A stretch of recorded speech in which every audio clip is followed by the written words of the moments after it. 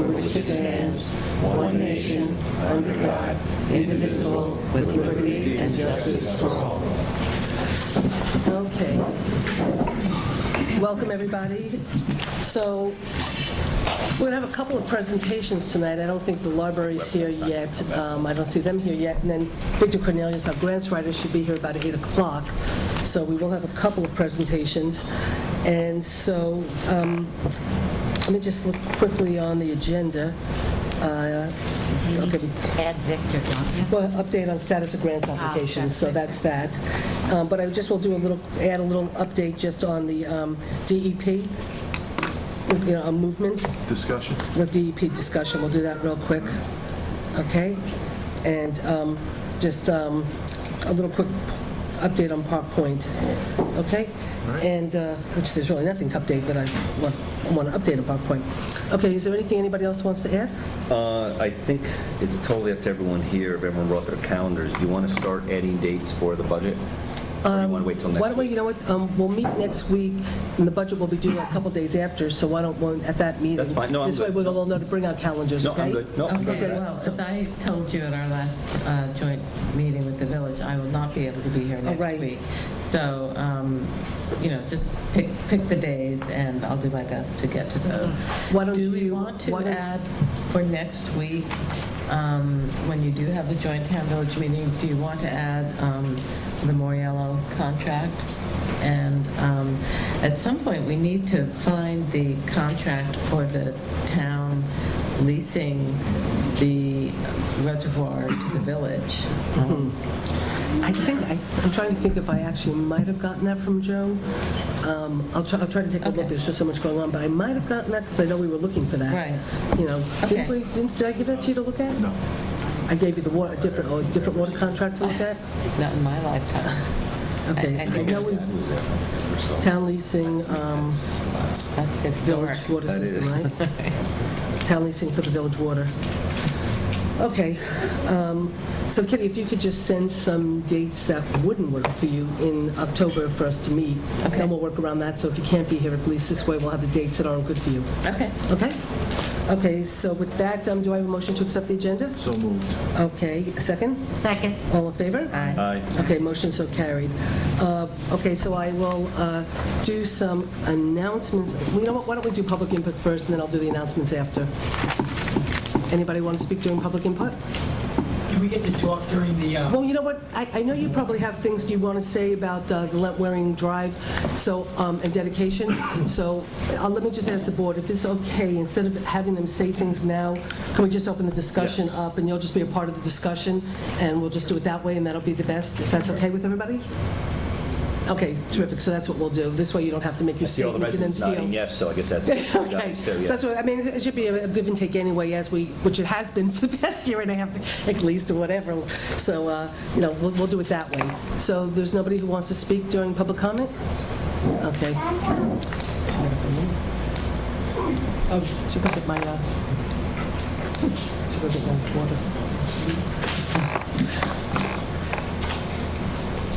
Hi, Steve Greenfield, Town of Great Falls.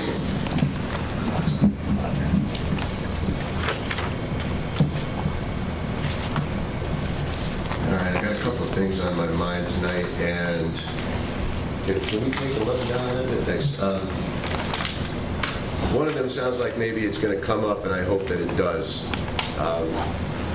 In a letter to the newspaper a couple of weeks ago and last week at the Democratic Caucus, Town Supervisor referred twice now to being in negotiations about Park Point. The letter specified Park Point developers, people in Albany, people in the county, nothing very specific, said that a lot of high-level things were going on and experts were working on it. Nothing specific. It's my understanding that the position of the town on Park Point is opposition to a pilot.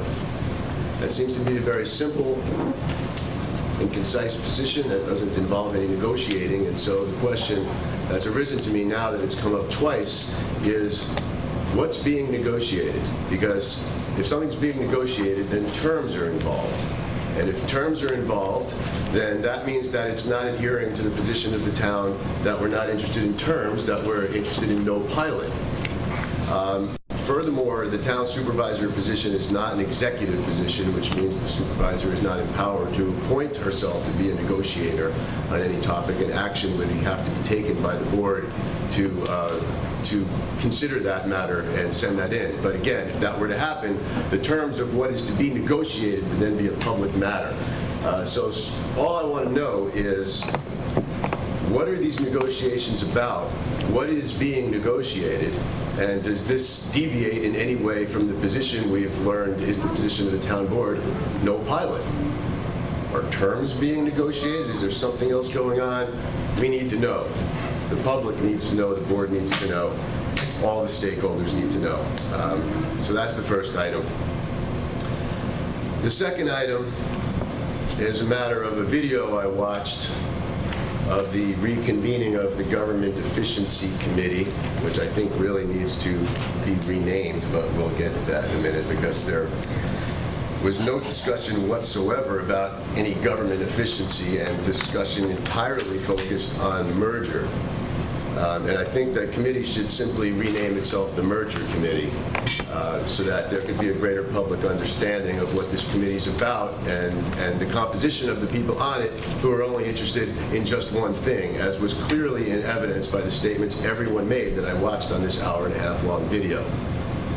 I think we need to really kind of up the honesty level, stop calling things the USA Patriot Act when it's not, stop calling things the Government Efficiency Committee when you're not discussing efficiency. Call it the Merger Committee, call it what it is. But I have some other problems here with what I saw. First of all, the meeting wasn't noticed to the public in any way. It wasn't available on the website, it wasn't discussed, it happened on a weekday in the morning. So the first any of us knew about it is when the video hit the internet. That's number one. That shouldn't happen. Number two is that there was a lot of discussion going on about a new merger proposal that requires several questions to be answered about whether a highway superintendent would need to be elected under this new form, whether the town supervisor has to be the chief financial officer, or whether we have to have partisan elections, or whether we could have something else, and questions about whether the town board would have any influence over a budget being set by fire commissioners. I'll answer all of those for you right now. No to all of them. And you all knew that, because when you selected coterminous as the form that you were recommending 2 years ago, those are the reasons why you selected it. It was in all your reports. It was in all your public statements.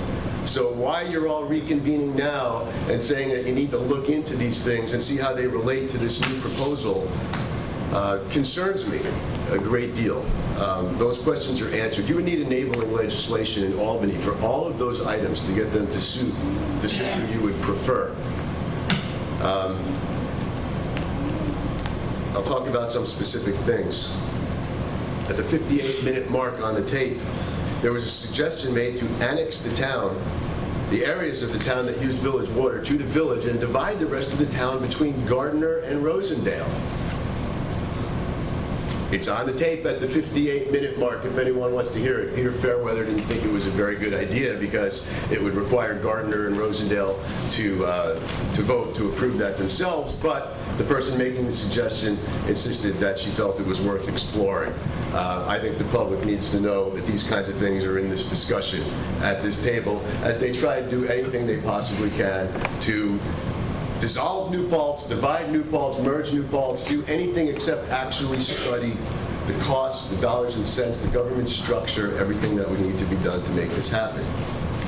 At 1:01, just a few 3 minutes later, Sally Rhodes suggested, in response to a question about reconvening the smaller committees, to start looking at the numbers again based on current budget information instead of the last information that was used that we all had so many problems with. Sally actually said that she wasn't so sure about that because she felt that the smaller committees had actually been convened originally to allay concerns by the naysayers about whether the central committee was doing their math properly and enough work on these other issues, and that she wasn't sure that that would need to continue in the new process. We all know that those numbers were provided, and obviously they were challenged by people throughout the community, and those challenges were never answered. Here we are, 9 months since those challenges were issued, and there's never been a statement made about any of those numbers, but you're already moving ahead into a new form of merger, as if those questions aren't still lingering out there. At 110, Steve, excuse me, is there a limit? I know, it's just, no, this, No, No. it's kids here. there are kids here, then they have, okay, but they're reporting on government. Like They the need to know caucus, this. they had a limit, you know. Is there a 2-minute No, limit? Yeah. no, they didn't. See- This is not the caucus. See, that this will actually be, you will have as much time as you want to speak at the reconvening committee meetings, where the public will come and comment on the issue that you're talking about. But this is not All right, actually then let me a cut town to the board chase. issue. Let me cut to the Yeah. chase. Let me cut Okay, to the chase, and- because this part of it is a town board issue. Okay, the new proposal that you're going to be seeing before you is one that absolutely guarantees there is no option in there for a tax code restructuring. It guarantees that people in the town outside the village are going to have a tax increase if you move ahead with it. That means it's not going to pass. It's as simple as that. The public is not going to vote at referendum to make that happen, and it's going to be 4 years Okay. before you're allowed Thank to you, have another Steve. shot at And, doing this. You know, I just have to say that you have, I guess you just stopped listening to the whole discussion, because it was very clear that, Okay, are we gonna you have- know, Actually talking back Okay, to okay. people at You know what? public comment, Well, you're no, telling me because you've not gone to over keep on the talking? 10-minute You're limit. gonna Okay, empower excuse me, yourselves to stop. you know, we respond to can't public comment. just let your misinformation No, it's not stand. misinformation. You can all watch the tape, And it's on I YouTube. implore you to do that. Anybody has any questions, I will send you the quotes from the relevant sections. It's 90 minutes long. Thanks, It's Steve. very low volume and hard to hear, Okay. which is what they're Okay. expecting. okay, thank you. Okay, would anybody else like to speak? Ira? Thank you. I have a poser, if you will, to the town board. Now, I may be totally wrong, but I've never gotten an answer. It has to do with the Park Point pilot. I've always questioned, because when Kitty, mentioned the 800-pound gorilla in the room, that being that the college is basically tax exempt, and the pilot would be the only thing we would get if the college decided that it wanted to do. I've been saying to myself, and I've mentioned it before, I don't see the college doing anything to benefit the taxpayers. So there has to be, in my mind, a reason that they're even willing to consider a pilot. So I've been trying to, in my own mind, I've been trying to see what their tax exempt things are, what they're required for, because they may not, and I haven't been able to find it, they may be in violation of what their mandates are, in which case they would have to pay taxes, but if the pilot goes in, they're exempt. The other thing I was just thought about, and I just throw it out because I don't know if I'm right, wrong, or indifferent, the section that was not for student housing was not supposed to be tax exempt. It was supposed to be fully taxable, and they would take in their share of everything that went around. And I'm just thinking, and I may be wrong, that if the whole project gets a pilot, then this little section that was supposed to pay tax is now become tax exempt where they wouldn't be before. So, you know, is it possible that the reason that they're being so generous with the pilot is they're afraid that that section will have to pay taxes, plus, as they have said on tape, if they bring in non-students to fill their vacant rooms, those are going to be taxable. Are they going to have to pay taxes on that? I just don't believe that, you know, remember, it's more than this, because the college has already petitioned the state for tax-free zones around the college, you know, that the Cuomo wants to put in. I mean, this is a major disaster, and the fact that they're looking for a pilot, I just can't believe that they're going to do anything to benefit the taxpayers. Thank you. Thanks, Can I just Ira. make a comment? Sure. I think, I want everybody to know what our position is as a board. Can we wait till we talk about Park Point?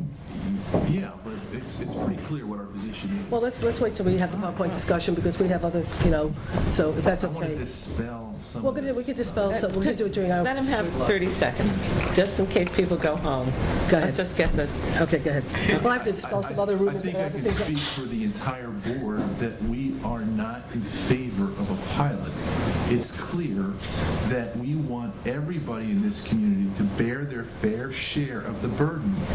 So despite all the rumors and all the things you say, you're hearing it from me tonight that our position is very clear. We're not in favor of a pilot.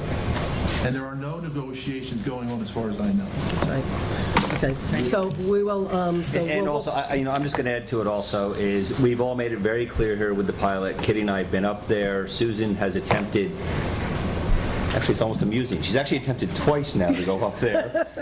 Once it was rescheduled, so she didn't have to leave. Another time she was, I believe, physically on the road, and we found out it was rescheduled. But this board is not in favor of any pilot. I believe Susan did use the word negotiate. Maybe she can correct it later. I don't know if the correct word is negotiate. I know she's had conversations with Wilmerite, had conversations with the attorney representing Wilmerite on certain parts of the project. The actual attorneys that are representing Wilmerite for the pilot actually are not it is not a local attorney. It is not Mike Moriello. It is, Great big. it's a giant law firm that is not even in Ulster County. I believe they're in Rochester. So I will not speak for Susan. I will let her discuss it later. But she definitely did not use the term. If she used it, she did use the term negotiate. I do not believe it was the correct term. She's in discussions with it, which actually is a giant step forward from where we were. We had another supervisor that wasn't even in discussions with them, because I was at those meetings when they first proposed Park Point along with Kitty, Right. and it was actually a different version, and we're now discovering more things about Park Point, which are very interesting, and we will continue to be in discussions with them. If negotiations ever come about, we certainly will all be notified, and we will certainly notify the public, and we will make them all public meetings that is possible. So, I apologize if there's confusion, but I understand everyone's confusion, because I was there too. But it is very clear. Just ask us. and I will just clarify that, yes, there was but I was going to talk about it later. I'll just touch it real quickly, because we do have kids in the audience, and we have other presentations, but I'm going to try to take things out of order and ask Victor and the library to bear with us and wait, because we have a subject we have to do, and there's people here with kids. So if it's okay, we'll take that first. We can talk Park Point a little bit later, but if you remember correctly, it's a little bit more of a complicated issue, but we're trying to figure out if there's a pilot, what it would be. There's some legal parameters that we have to work under. You can't just sort of like say we don't want to be a part of it and then have yourselves get screwed. And so actually, as a matter of fact, when I had said that there was going to be a meeting, Jeff specifically even said he'd like Kevin to be there. It was done here, it was publicly. I had said we're trying to get everybody in the room so we could talk about what's the reality and what they're thinking, and let's get something real on the table so the community knows what's going on, because there are certain things we can and can't do, and we've discussed it, but we can do a little bit of an update later about where we go.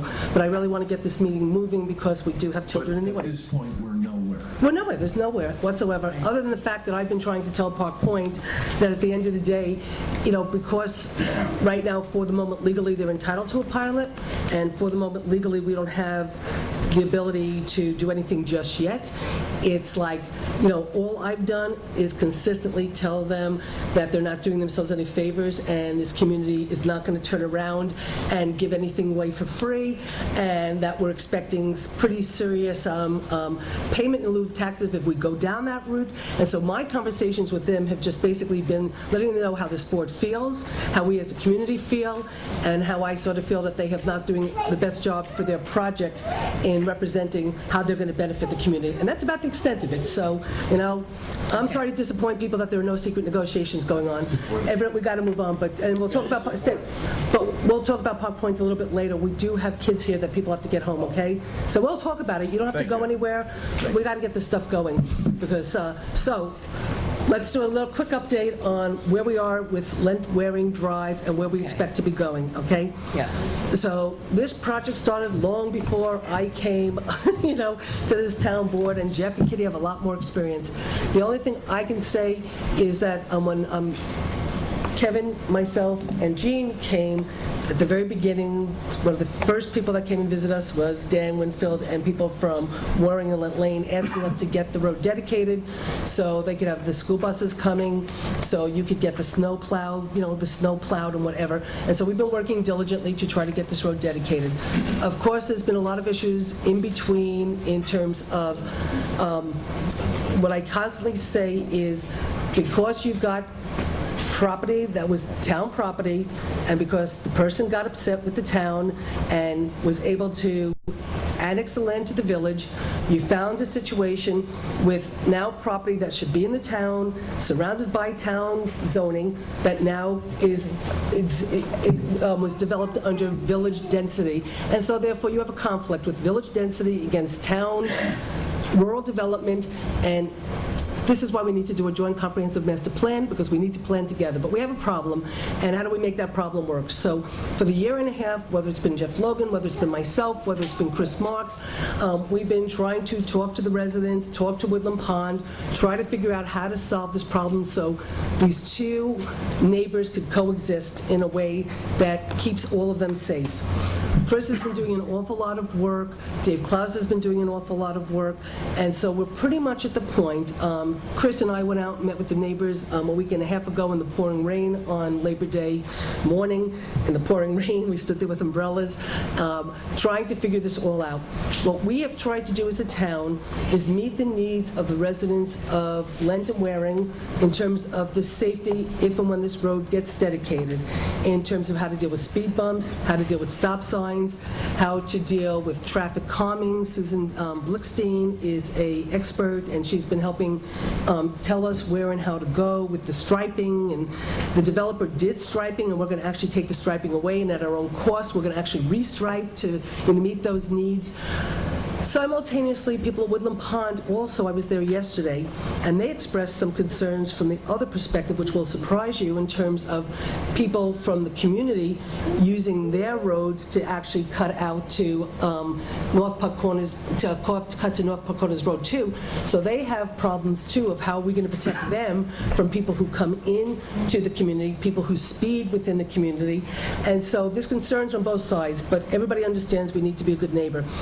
So I think we're at the point right now that in order for the town to be able to do the things we need to do to meet your needs, which is the no-through truck traffic, trying to get the state to reduce the speed limit, getting the restriping, we have to dedicate the road so we can start to do that work, because we can't do anything until the road's dedicated.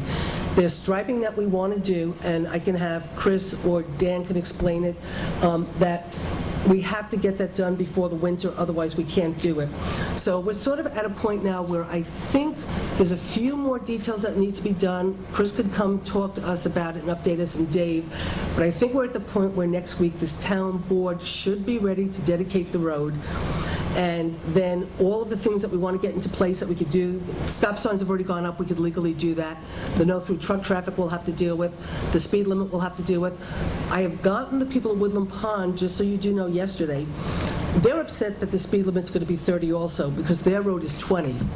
And so because your development happened before their development got built because of the Article 78, you were designated at 30 miles, they're 20. They are willing to help the town do whatever it will take to get the designation of the speed limit down to 20, and that's what they would like.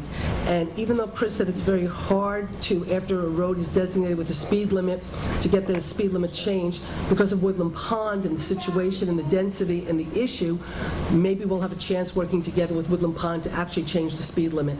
So we're trying to do all this work, trying to get it together. So with that, what I'll do is I'll let Chris do an update, if you can come up, Chris and Dave, to where we're at. Then, the Woodland Pond people, if you're here, and anybody from Lent Drive, we can have the questions and the discussion. But at this point, really what I think we're at is dedicating the road next Thursday and getting things happening and continuing to work to do what we have to do to assure the safety of both residents in Woodland Pond and outside of Woodland Pond. So Chris and Dave, can you both join us and just fill in the blanks that I might have left out?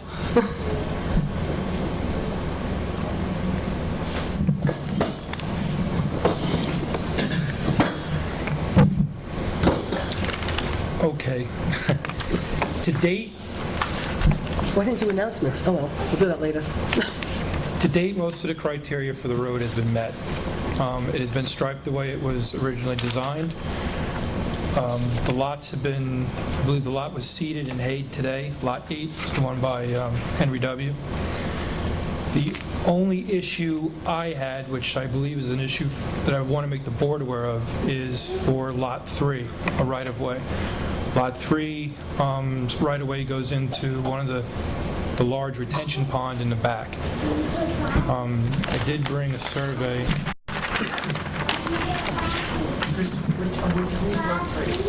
In the back of Lent, off the end of the T, by where the school is.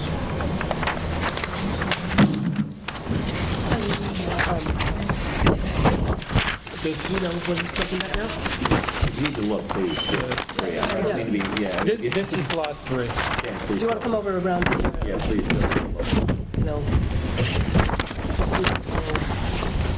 You'll notice Dan, if you want to come around here.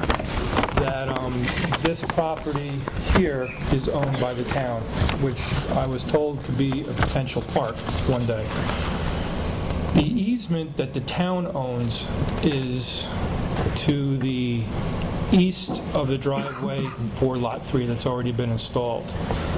The owner for Lot 3, before signing an easement, has had some requests of the town.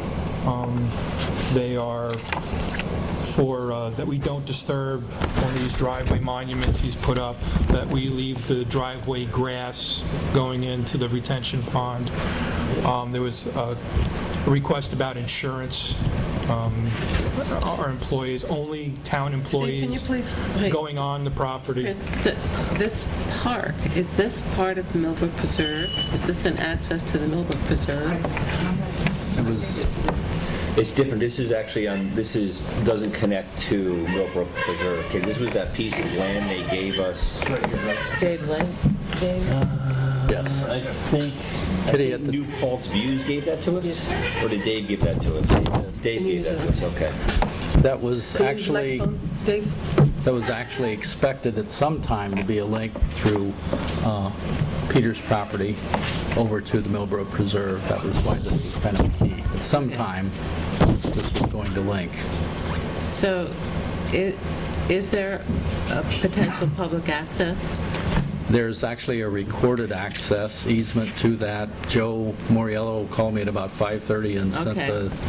the deed and the maintenance agreement, so it was recorded in 2005, Yeah, I June of do remember we 2005. got an endowment, I believe, from Dave Lynn for that gift. I believe so. Okay. So where is the So- access? Well, is the access shown on the map? The roadway is the access easement that goes straight through the property. Okay. There was a little hump and a tree right here, so they built a drive around that tree. And so this part of the drive is outside of the easement. So you're saying they've encroached on the easement? The drive was built across the easement. Is there any other access point to the property other than that right away? No. That right-of-way is in full effect. It's a matter of if this person, Is there any chance that we would abandon that in the future? no. No, we can't abandon the retention ponds for the service of. In this park, that's the sole access. It's a parcel without access, without that So, easement. can you walk us through? Can you just use my phone? Okay, so lot number 3 has some requests that the right-of-way only be used by town employees and no public access.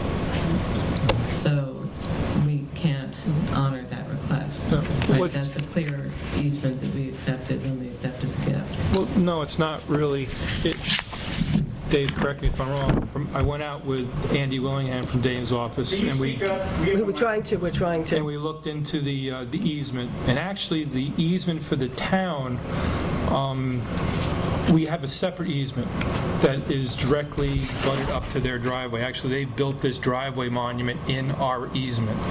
So no matter what, if this, I don't know, without starting an argument with this individual, if they didn't want to give us, or we did not, the board didn't want to go for these requests, we could go in, tell him to remove his monument, we build a small road in there, and we have our easement. You know, we're not going to be landlocked out. Is there an alternative way to resolve the problem? Is there a way to get the access another way Well, from behind it? No? No. It was He's already relocated those 2 pillars. right in, one of them right in the town's easement. Yeah. So it's a conversation that Joe, the town's attorney, was given some paperwork by this person's attorney with these requests. Joe was going to call back to this one and ask, you know, I mean, I have no problem with the access staying grass for the time being, but we cannot grant no public access. And be perfectly honest, I think to avoid problems in the future, we should just put our road in, our legal easement, so there's never, let's get the fight over with now. Let's put the easement in. Rather than wait another 20 Right, years. right, and then all of a The sudden- house turns over, and there's then a you won't be able problem. to do it, Right. because it'll be like, So, And I'm sorry, where's the parking for the access? What was the plan? Dave, do you remember? Because I don't. There's the access for public comes in straight through some parking that's required down here by the pond for access to the required access area. It's really, at this point, there's no parking really developed for that until connects or gets developed more. Right now, it has a small part of it that has a stormwater pond on it that's in the drainage district. So, this is something I haven't thought about before, but what happens if we have a bike lane and we also have a town rule that says you can, you know, no parking on pavement, you have to be the other side of the road? What happens if people start parking in what's the bike lane in order to use the public recreation trails? Or will there be enough room to go beyond the bike lane to park? There's no bike lane in this area. The bike lane is over here. And that's debatable Okay. too, about whether it's a bike lane. We'll talk about that. Okay. So that starts the problem with dedication.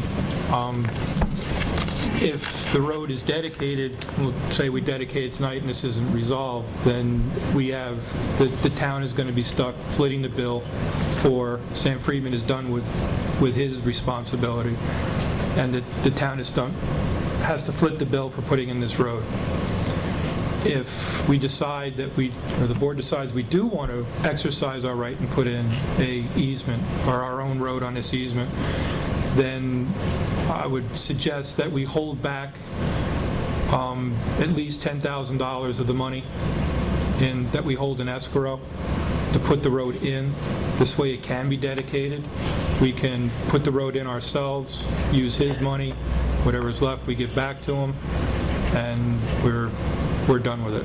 If we wait, I don't know I'm sure people are going to, the minute we show up with a bulldozer, someone's going to lawyer up. You know, monuments in the way, easements, right-of-ways, so it's just going to drag on. In my opinion, it'll drag on and on. At least this way, it doesn't leave us holding the financial part of it. We have that money. So the easement itself, is it in escrow or is it recorded? It's recorded. Okay. Recorded in If you 2005. could just, please, Casella. It's a general easement without restriction, right? It has some terms. Kevin will give you a copy of that. Customary terms though, Dave? Nothing out of the ordinary?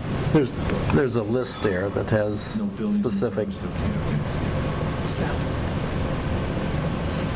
It's a very short roadway. But this was going to be one of the western egresses to what will become the Millbrook Preserve. This was all part of the connection eventually. Yeah. There's no way, I don't think there's any way to get a road back there between the Shane's property and the Anderson School.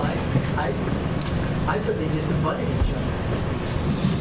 No, Well, I don't know, Chris, I don't, yeah, if you got an idea. So how wide is this road?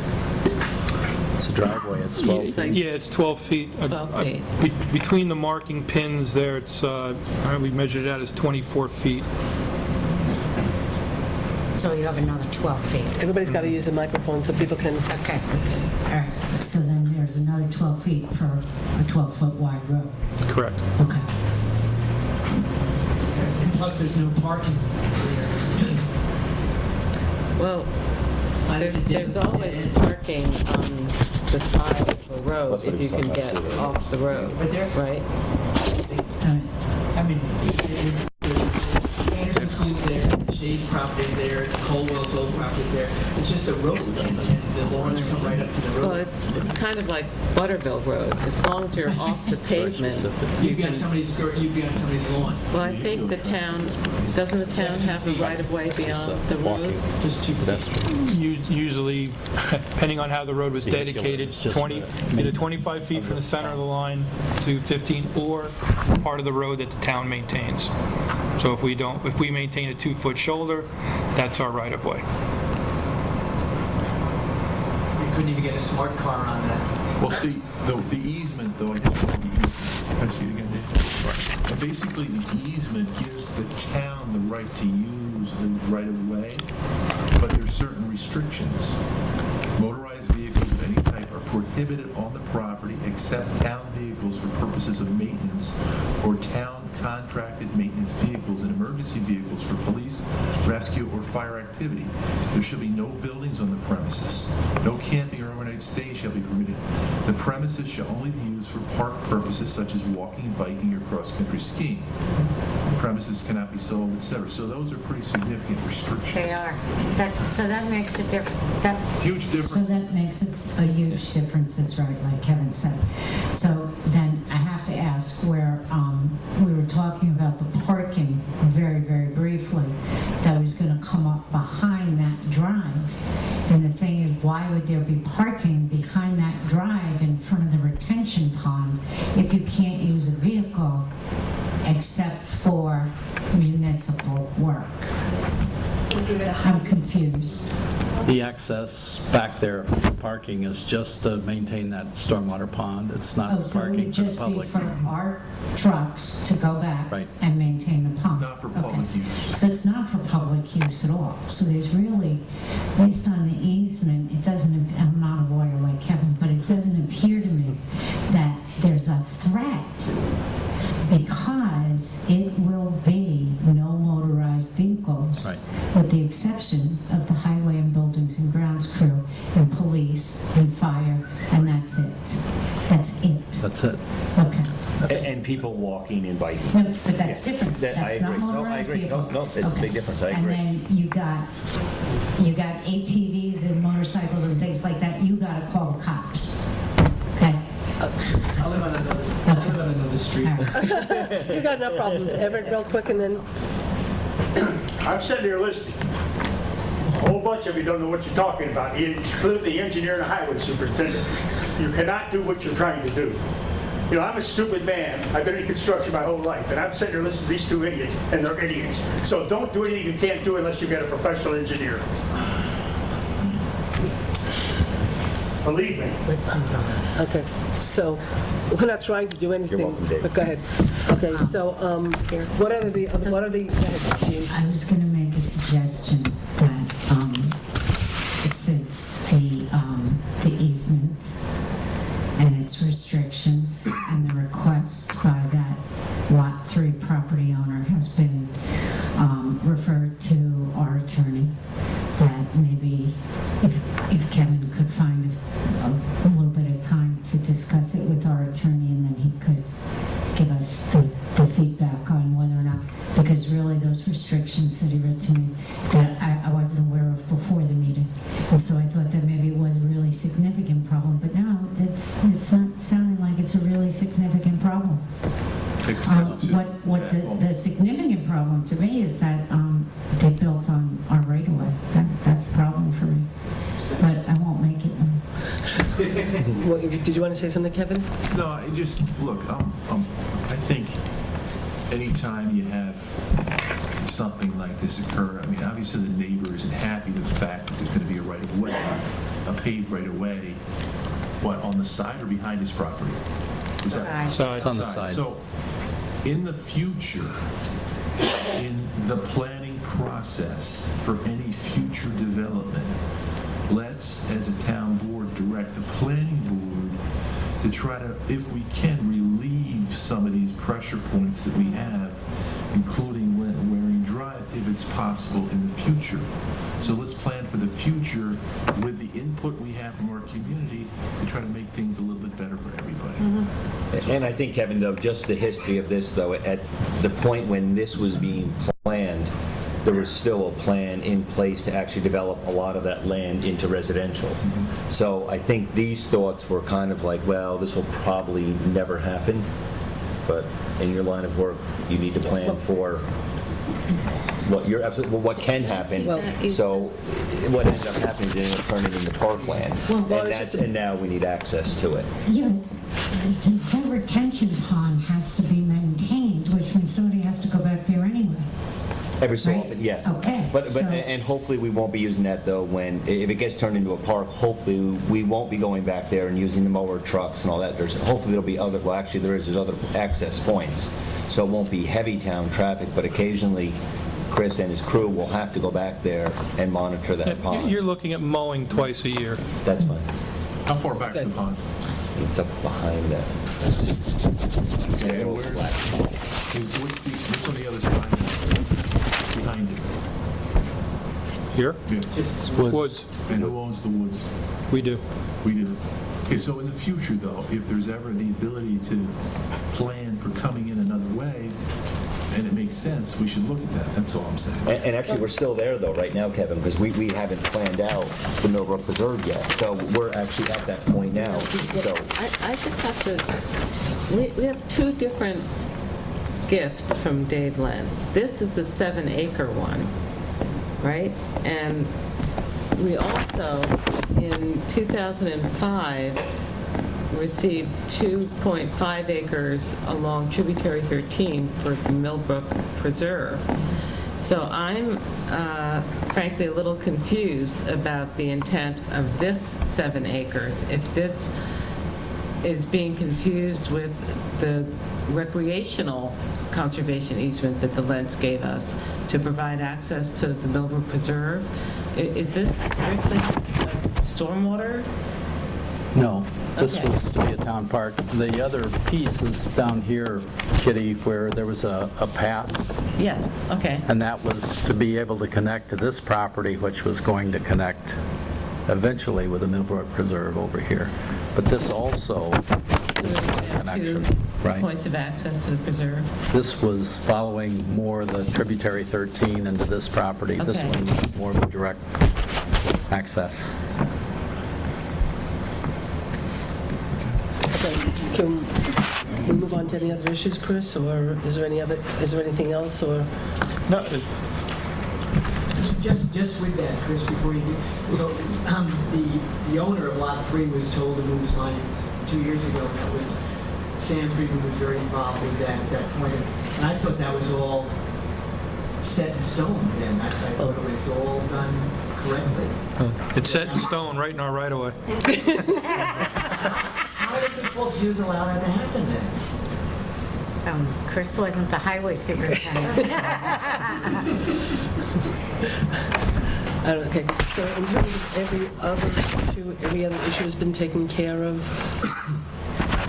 Or what about the lien? That's not standing in the way, or is that over and done, taken care of, where that's not, That was never filed, from So what I the lien was never understand. filed? Okay, so that's not a problem. It was a lien, So it's untimely now anyway, so, right? It was very recent work, but it What was was, the last item of work Can you done, just- do you remember? the last item was done this week, and that was the Okay, so cleanup you of could- Lot 8. Well, one of the things that we had spoken about was we still have a lot of money left into our escrow. So, no matter what we could do, we could still hold back a lot of the money relative to any of unexpected consequences.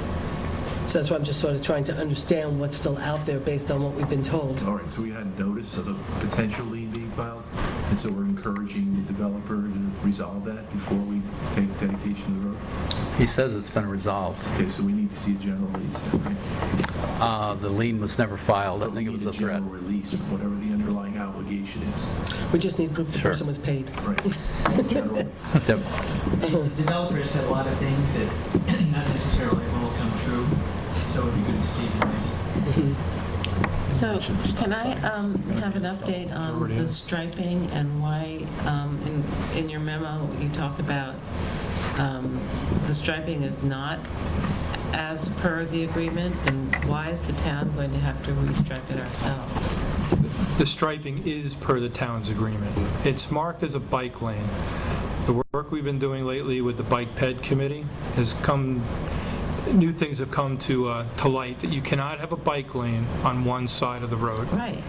So the idea is to minimize the town's liability, is to, one, not call it a bike lane, to narrow the lanes of Waring and Lent to 9 foot each, north and south, and put 2 4.5-foot shoulders on either side of the road. Now, all the blacktop is there. All this is just restriping. And that gives you a northbound, southbound walking lane.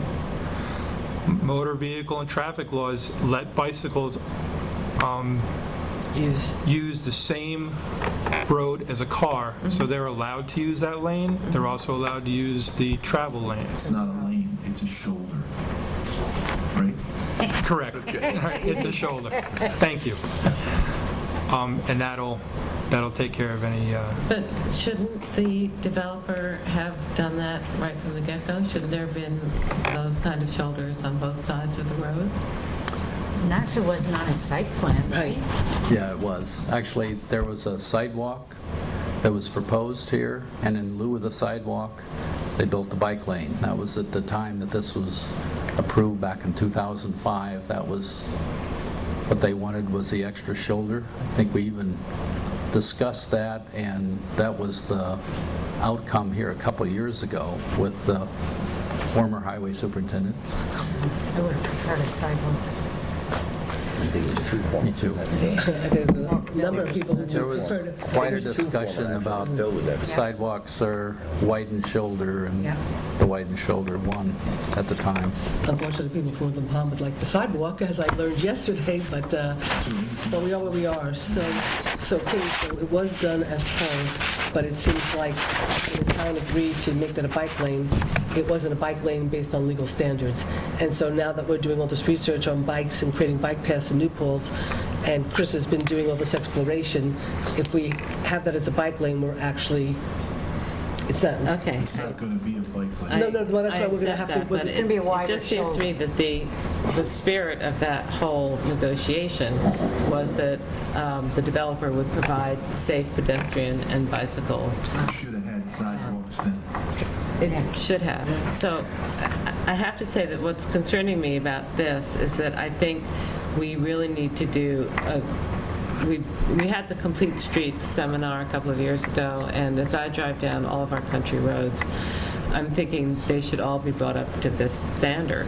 And it just concerns me that, you know, we're setting the standard here, but you drive around Butterville, you drive down Plains Road, you drive down all the roads that we've already had community residents come in and talk about being afraid to walk and bike on.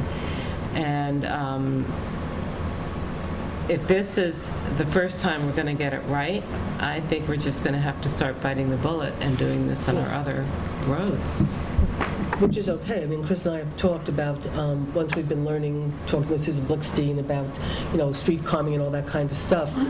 I mean, we'll form a committee, and since you'll have so much free time next year, it'll be a Complete Streets committee, and you can share We've had it. the committee, and we've had the Plains Road residents, and we did all the street calming talk, and they were here 7 years ago and didn't get this stuff. So, now that we're finally doing it, we should start doing it for all the communities. Well, we're going to start to look at how to make bike lanes and Newports and do all this kind of stuff. So we'll be taking a more comprehensive look as we move forward. So, Anything else from the public? so in terms of, there's nothing else that we think we have to do.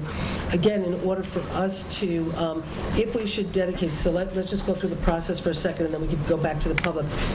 If we dedicate this next week, right now, Chris, all the extra stop signs that the people out there wanted are up. So we added all these extra stop signs so people can't speed between, whatever, so they have to stop at every corner. So those are up. We want to do a no-through truck traffic, I think, if I remember correctly, and we can't do that until, as soon as we dedicate the road, the board can then, and I think, did Joe start to draft whatever it is we, so... It's part of a follow-on resolution. Well, see, this is, so what we're trying to do is everything we need to do to make sure that those roads are safe, that we can't do anything till we dedicate the road, but as soon as we dedicate the road, the board will be prepared to take the action we need to get all this stuff started. So if we dedicate it next Thursday, we'll be able to take action next Thursday on starting the no-through truck traffic, right? And what else would we do next Thursday? I guess we could start the process of trying to get the speed limit changed. The question of speed bumps is something we still have not sort of somewhat worked out in terms of where we're going to go with that. But the winter's coming, so you couldn't do it anyway.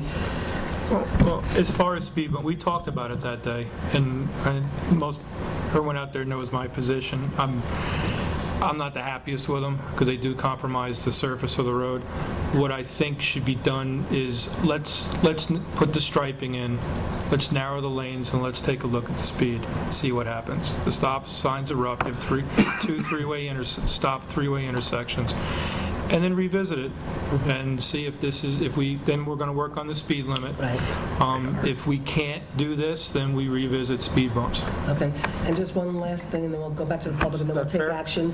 Okay, I did it with Woodland Pond, and there's people here from Woodland Pond who can attest to that I told everybody and warned everybody, and so it goes for people in the community who also use it as a cut-through, that as soon as the road gets dedicated and the gate comes down, that we are going to ask the police to be there to sort of make sure that nobody's going beyond the speed limit, and they will give out tickets, so people get into the habit of knowing that they should not be speeding. And what I was asked by some people from Woodland Pond was to have the police there at the beginning, but then intermediately, so nobody really knows when they're ever going to be there. So, people really know that they need to be careful, and so we are going to ask, as soon as that gate comes down, for the police to sort of take a little bit extra time patrolling that area to make sure that people know right from the get-go that, we have to drive slow. So with that, I'll just turn it back over to anybody from Woodland Pond or Glenn Drive before we... Sure. It just seems to me, and I know all of the things you've done, you've been really good, but when it comes right down to it, and there were 2 of them here tonight, there were 25 children in that small area, and when the traffic was going back and forth, you could not walk. And Woodland Ponds people walk. Every day we see them. And the same thing, it was dangerous. So it seems to me that taking the gate down for the convenience of people to drive, which it is just as quick to go out the main entrance and more ecologically sound. We've done it. We've done anyhow. No, not correct. Wait, not through. Okay, let me just say, inconvenience for adults as opposed to the safety of children, it breaks my heart to see that gate down. It has been such a joy to see kids on bikes, and it makes me feel so sad, so selfish. If we can drive through, we have to take the gate down. It's just a sad thing. Just to follow up with that, it takes, we did our own little traffic study. It takes 3 minutes and 35 seconds to get to 299 via Lent. And it takes 2 minutes to get to 299. I'll wait till everybody's paying attention here. No, I'm sorry, go ahead. I saw that. I No, read she your... was looking at I your saw thing. it. I read It it. takes 3.5 minutes to get to, whether you're riding a bicycle or you're I love the way you shake your head like that. Okay, well, anyway, we can, Okay. It's in the bottom line is. It takes 3.5 minutes to Less miles and less gas if Go. you go out the back. And it's a lot greener and more fuel efficient when you're not stopping at all these stop signs, getting into 299. It's a minute, it's at least a minute stop faster signs going out. out. County Take Road. the stop Just a couple of things, and Save gas. this will only take you a minute. It always was supposed to be emergency access only. It was changed at the last minute. None of us were living there. Lent wasn't there. There were no residents on Lent, no residents on Warren. If we were living there, then there would certainly be a hue and an outcry that Irving Lane be used or that be an emergency access only. Woodland Ponds has over 200 employees, has 179 apartments and 26 cottages. With that gate coming down, there's traffic 24/7 on that road. And it's not just residents going back and forth. It's commercial traffic, it's deliveries, it's medical traffic, it's taxis, etc. And that's 24/7. That shouldn't be coming in and out of our residential neighborhood. I mean, it just shouldn't. It would be like if you were living next to the college and all of a sudden all the college kids were able to drive right by. The school buses, they don't use Lent, so there's no problem with leaving the gate open for that. Rocky Hill residents, when there was a big push to get them to be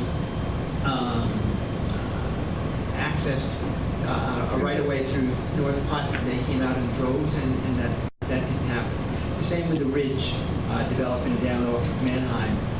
The residents insisted that emergency access only stay in place, and it stayed in place. The gate has been up for months now, and I know Gene was very much against it, is very much against it coming down. It really hasn't affected anybody adversely at Woodland Pond.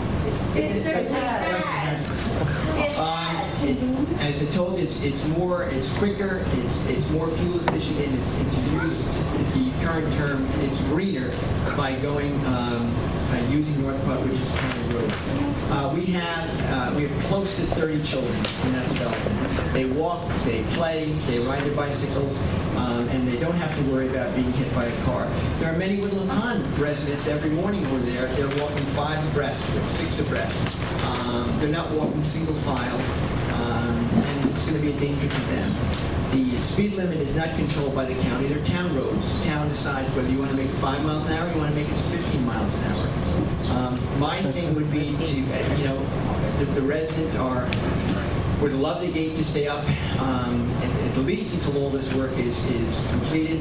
The easements or the right-of-ways, until all the traffic mitigation has been in place. The speed bumps that Andy Lawyer suggested, and Chris was sort of thinking that might not be a bad idea. Removable speed bumps, any of the islands that were potentially being able to put in. And that's it. I mean, it makes such a difference in the quality of our life, living next to this big industrial medical complex as opposed to having them have access. And there would have been, just to add, there would have been more people from our neighborhood here tonight, but we didn't know that was till 5:30 tonight. And it was, we called because we asked and called. no, I thought we had let you know, I thought we had gotten in touch with you that, No, we were... No, we had no idea. Okay, because I thought we had said to you that we were just going to be discussing it tonight, that we weren't taking action, but I thought we had let you know, but, sorry. I mean, we're constantly in contact. I thought we had sent an email, but if we didn't, I really apologize. And we Okay. inquired. Yeah. I called every day to see when it was down.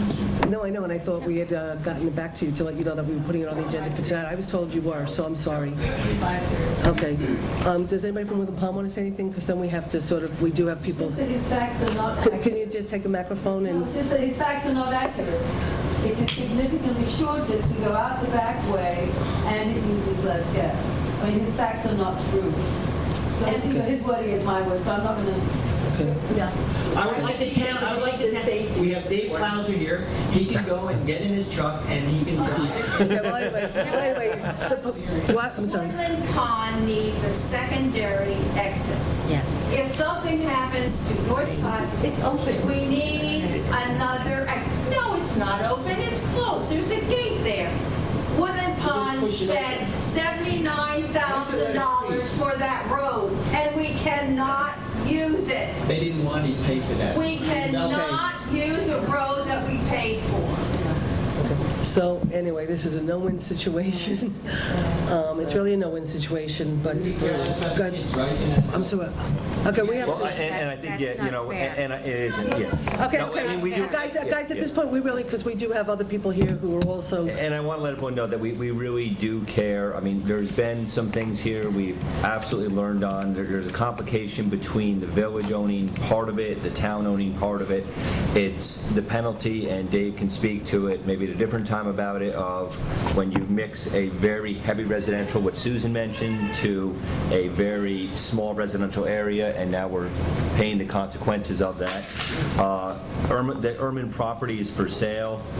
Maybe if that does sell, maybe there's an opportunity for us to look at the Erman property and then redo all of this. Dave was here during, it really was a favor of us to the developer, and working with our, I think it was actually 2 highway superintendents ago, actually, I believe it was that long ago, Dave, that putting in the bike lanes was seen better because the residents then won't have to maintain a sidewalk. There were a lot of upsides to it. Right. Now we've learned it Sidewalks are in the code, right? yes, they are in the code, but we That's it. change it from the code, but the residents would have to maintain it, though. It's in the code, they then maintain it, and I'll use Dan's property. Your frontage is 250, 200 feet? Whatever it is, 200. I mean, it was a substantial amount of sidewalk that we were concerned about the residents maintaining.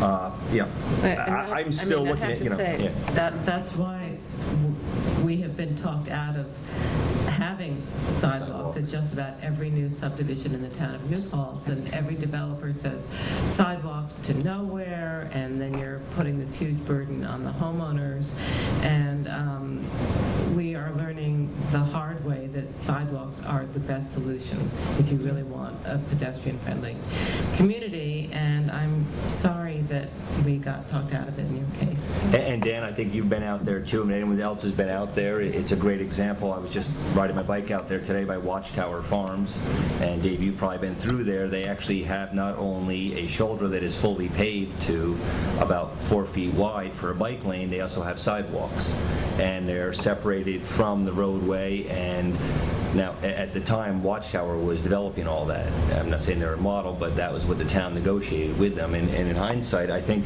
we all would have done that. We would have said, you're going to follow the code, you're going to put a sidewalk in, you're going to make a proper bike lane, you're going to put in the proper striping. I think that's, I was just on it today, Hardenberg, I believe it is, road. Yeah, it goes through Watchtower there, and it's one of my favorite roads to ride on because of its access. But I think what we're getting here, and we're not done here, I think to Kevin's point, is I don't think we're done here. I mean, there's going to be more. I would like to make a comment. Yeah, oh, please. Chairperson, resident of the neighborhood as well. I'm going to give him the microphone. And it is, We it need is you to speak in the- unfortunate that we understand that it is a hot issue for both neighborhoods. Speak into the mic. And it would be better if we could resolve the issues first before opening the flood, because it's really 300, 200 additional people using the small road, and I would like the issue to be resolved before we open the gate. So I understand that there is some issues, but unfortunately there need to be compromises, and in this situation I see that there is no compromise. Your development gets the benefits while our development suffers until we get the remedies that are being proposed here. It's a site plan condition for Woodland Pond. Go ahead, why don't you explain it? And Susan, I'm sorry. just the last Sure. thing. Because where I'm saying 2 and 2 is 4, and June is saying 2 and 2 is 5, we can easily resolve this. The big issue is that it's quicker to get to town through our development. That can be studied. I mean, that can be looked at, and I'm 100% sure it's quicker to get. Well, anyway, Gene wants to say something, and then I have to, we have to move this along, but I will say, but Gene, go ahead, and then, For the map. I've got it here. The map. There's a requirement, as I recall, in the site plan, and I was in the village. I've been around the Woodland Pond topic since 2001, when the property was first annexed into the village. And there is a requirement in their site plan that they have an open sounds like it's bigger than just making an accommodation. It's not that nobody cares about the kids. It's on the site plan. It's at the Village Hall. It was a recommendation from the Ulster County Planning Board, if I remember properly. It actually came down. But it is a long time ago for me. But there are clearly requirements, and it was a significant amount of money. And it was at the very, very, very end of Woodland Ponds project. And we did have special meetings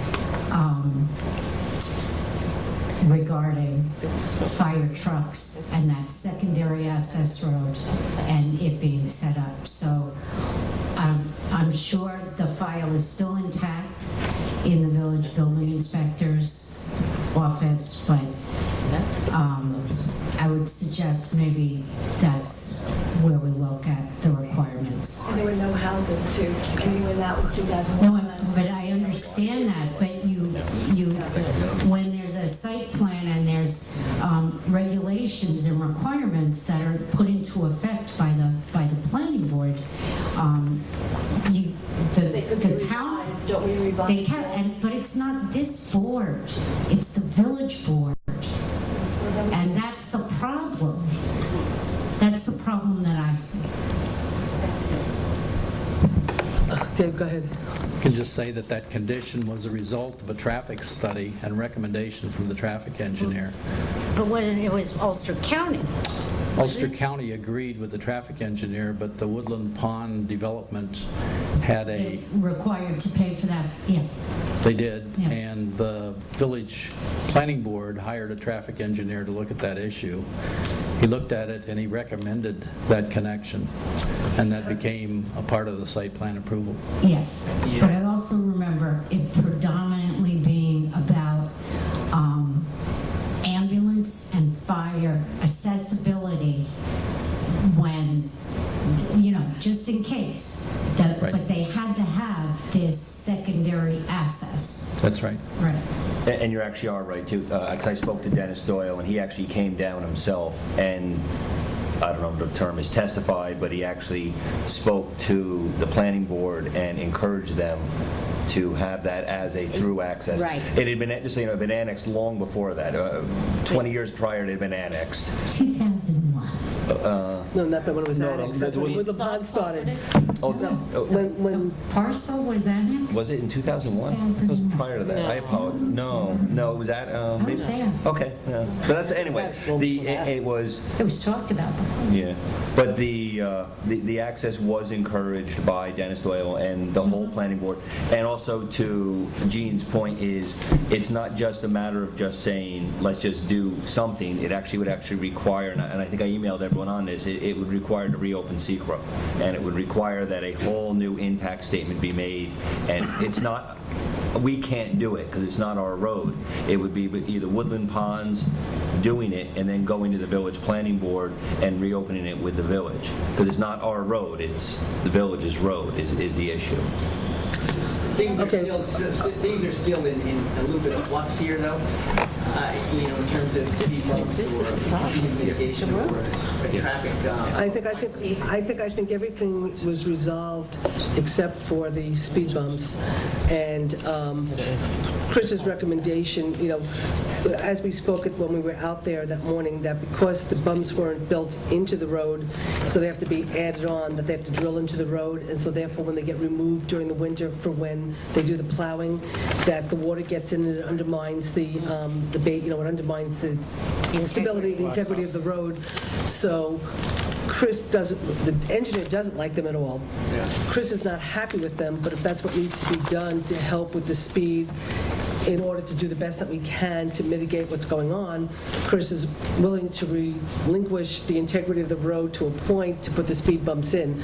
So what I think Chris said tonight was to try to put all these issues into place, the no through traffic, the police, the whatever, and then see at a certain point at another time if we should do the speed bumps or not, but not do them right away. But the winter's coming up anyway, so, to put them in now to take them out wouldn't make sense, so to sort of go through and then see in the spring if that's what we need to do.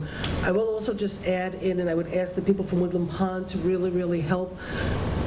We did make a request to the management of Woodland Pond to please ask them to put a policy in place that says that the employees cannot use the road, needs to use the main road, that the deliveries need to use the main road.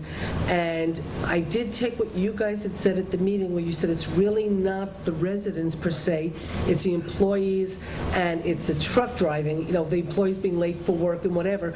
So we asked yesterday, I asked again, I wrote a letter, I asked it publicly at your meeting for the management to basically make a policy that the employees cannot use that road and the delivery cannot use that road. So what I would ask for your help on behalf of these people, that you guys help us try to make sure that Woodland Pond implements that policy, because as you can see, there's real serious concerns on their part relative to their lifestyle, and you've got real concerns, and at the end of the day, we're not going to work this out in terms of there is no solution other than trying to find the best way possible, and then again, if the urban property gets developed, to maybe try to find another access or whatever. But at this point, we can't not dedicate, again, it's like you came in and asked us to dedicate the road. Sure. We did all of this, and now we're at this point, and then I sort of actually really pushed the envelope to get that gate up because it was so frustrating that we couldn't help you, and you were having such problems that it was taking so long with the developer to get this stuff done, that I pushed the envelope with the lawyer and argued every which way to make the gate legal, but we're really, And that is all appreciated. Our place looks a lot better. I'm just sorry that as Alex said, there's not a compromise. That because of the perceived easiness of getting into town, save a minute, which isn't there. But regardless, even though legally, the gate can't really stay up. So, at the end of the day, we have to move forward. We have to dedicate the road. We've got to bite the billet, and then we'll just keep trying to do what we can, and we just won't stop working on this, and we'll just keep doing what we have to do, and we're not going to walk away once that gate comes down. We're not going to turn our back on this issue and this problem, and we're just going to have to try to keep the pressure, and then we'll go from there. It's like we don't really know what else to do at this point. We can't turn our back on dedicating the road. I don't think, unless anybody on this board feels. But there are advantages for you when we finally get the road dedicated. So I hope that is some solace. It's absolutely understandable, appreciated, but come Thursday, the traffic and the life in our neighborhood will change. And I understand that you're going to be working to try to resolve and mitigate the traffic. But again, these issues will be there and that's a huge problem for us. Well, we have learned a very painful lesson from this, which is our communities need sidewalks. It's just that simple, and we are never going to get talked out of them again. Well, Sorry. I also think our community needs to not have intense development right in the middle of a residential area, so,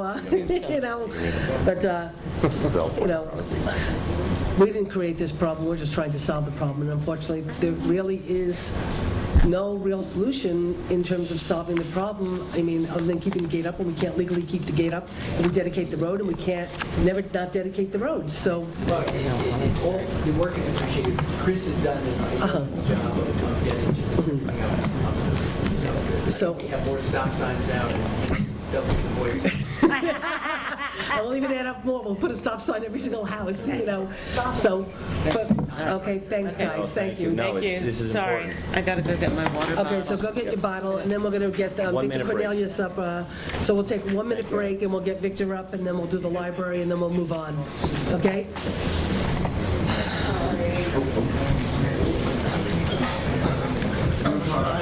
Jean, thank you. I hope my memory was right. Actually, but the only thing is that was annexed long before we were long before. Back in, that might even been in the 70s or 80s. It was. There might have been another piece that was annexed. Dan, do I see you Sunday? I'll see you, no, you'll be in front of me. Oh, you'll be in front of me, trust me. Yeah, I mean, it doesn't matter, there was a huge chunk that was annexed, and I forgot who got mad at, someone got mad at the town. Oh, forget it now. So this is our new lane, here's fundraising, and this comes in. Maybe we could just buy the other property without much space money. It's actually running this lane. Oh, I didn't do my on the records.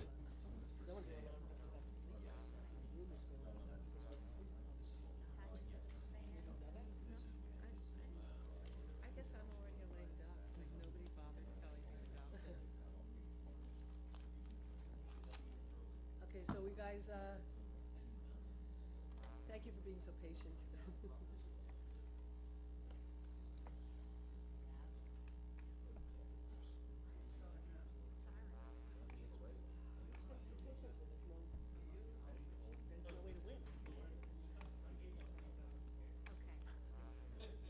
Okay, come on, guys, we're waiting for kids to come back. Is it 9? Yeah. Are you kidding? Come on, guys. Jeff, Kevin, Kitty? Okay, so what we're gonna do next is, Victor Cornelius and company, I guess. What's your part, okay, okay. Where do you want me? Where's the? Well, come here. Okay. So, Victor and Jared are working with us on, applying for. Jared's keeping me organized. Get some grants, and we have some very, very good news to report to everybody relative to some potential serious money coming our way for infrastructure upgrades for Sewer 6 and for our water infrastructure. And so everybody, but I think Kitty. Right, I was not. Kitty's the only one who No, but doesn't we've know had Victor. some email We've had lots conversation. of email. Pleasure to meet you. Okay. Gene's an old friend. And Gene, she knows, and Right. Jeff and Kevin have met with Victor, and I've Right. met with Victor. And so there's a lot of money coming through FEMA, Shall I do money this? coming through the state. Right. Shall I do the And 30-second tap Well, why don't we wait till Let's do Jeff the- comes the back? elevator 30-second speech. tap dance So, would be well, fat. let's get Jeff, Right. let's wait for Jeff to come back. Or maybe not. Why don't He's we just already go? heard this, Yeah, so, so go ahead. okay. So, give everybody And January It's very good 31st of this year, Congress passed the Superstorm Sandy appropriation. Guys, we need. And it's a federal appropriation. It has come out of actually this past year's budget. So where it initially was subject a bit to the sequester, it is not subject to the current budget battle going on in Washington. The interesting piece of it is that New York State got $35 billion, and because of the enabling legislation, the Hudson Valley gets $7.4 billion. The money was initially to be used for repairs to issues, particularly infrastructure issues that were caused by Superstorm Sandy. The counties on this side of the river extend up to, I believe, Schoharie. Subsequent to this commitment being made, the one caveat Congress put in is that the funds have to be committed within a 2-year period, because 9 years later they're still paying for Katrina, and that is the conservative fiscal voice in that legislation. You use it in 2 years or lose it.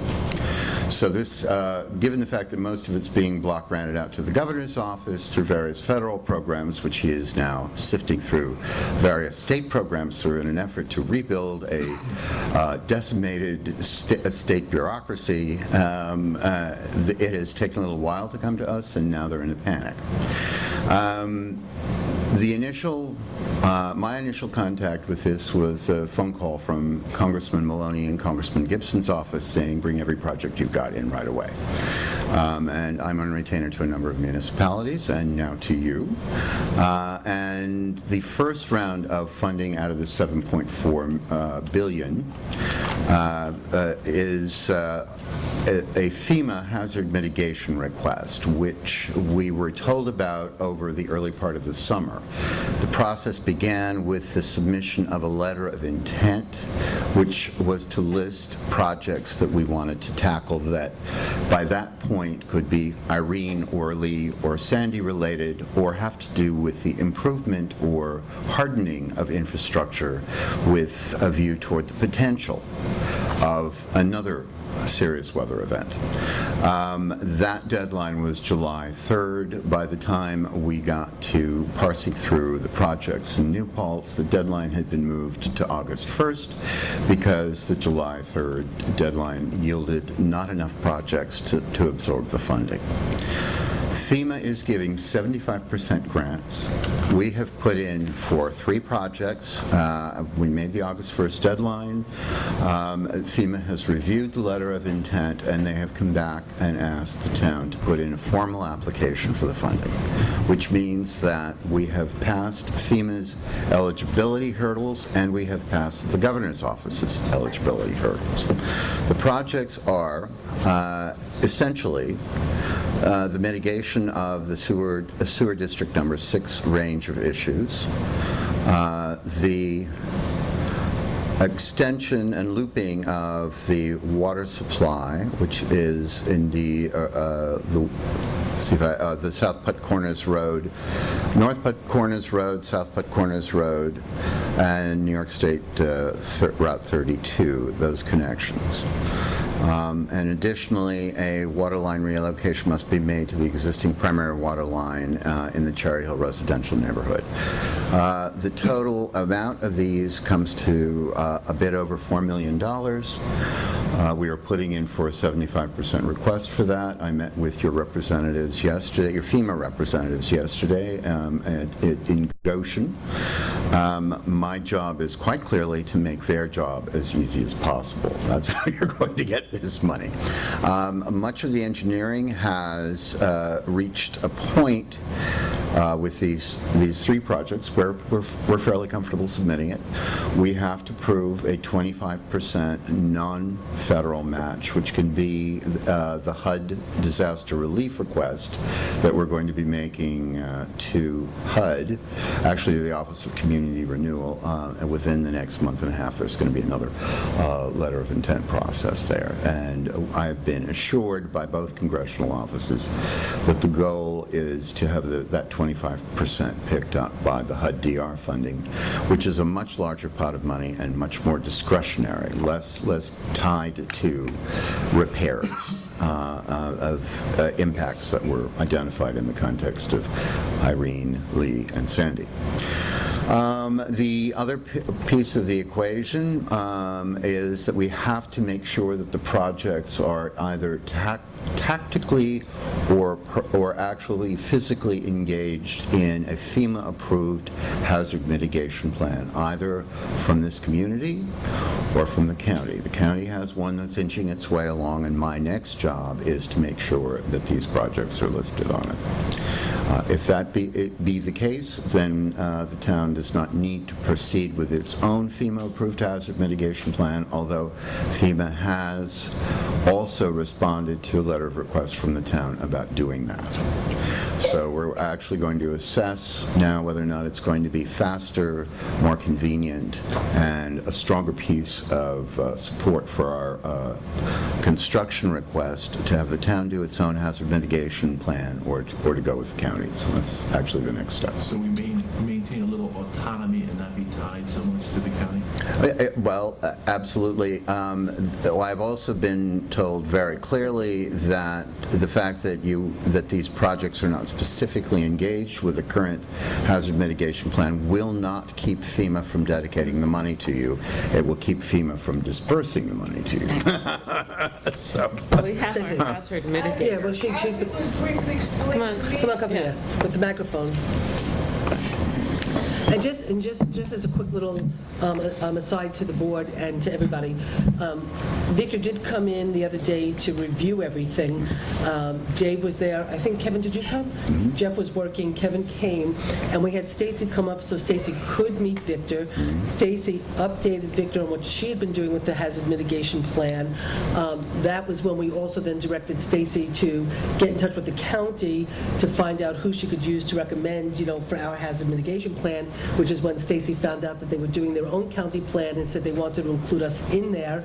So then we had a conversation where we decided we would continue down our path, but also work with the county to keep all our options open. Absolutely. And then there was a meeting Wednesday, and we said that Stacy should go and you were going, and then we could make our determination how to move forward based on the information from FEMA. So Stacy and Victor have been talking. We've had good communication, So I just wanted to sort of let you know also that there is conversation, so Stacy's updating on us on what they've all learned, so I just wanted to... Basically, the rule book is that if there's a door open and a window open, you jump through both. Right, okay, so Stacy... If you can. And just very briefly, when I spoke to Art Schneider, at Ulster County, the county hazard mitigation plan, although it's a county plan, each municipality that wishes to join it has their own section within that plan. That's right. So it's not like it's the county plan. It's all of the participating municipalities within the county. And that's kind of how the county plan is going to work. But Victor is going to meet with Art. He's going to talk to Art about how the county puts it together, and then we'll go from there to see whether it's beneficial to be with the county or to have our own. In actuality, I think that the real issue here, the core issue about whether or not you do a town hazard mitigation plan or you go with the county is going to be timing.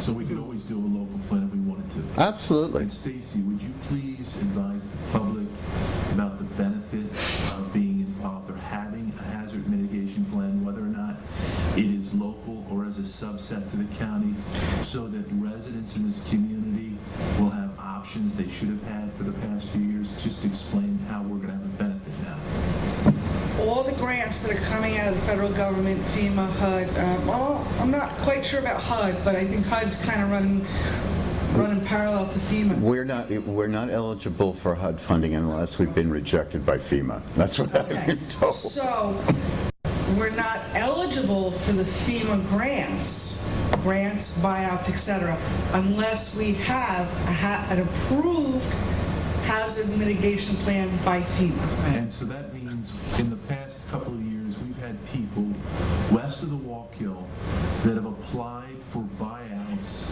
from FEMA And have not been eligible. and were rejected because we didn't have a flood mitigation plan. It wasn't just west of the Wallkill.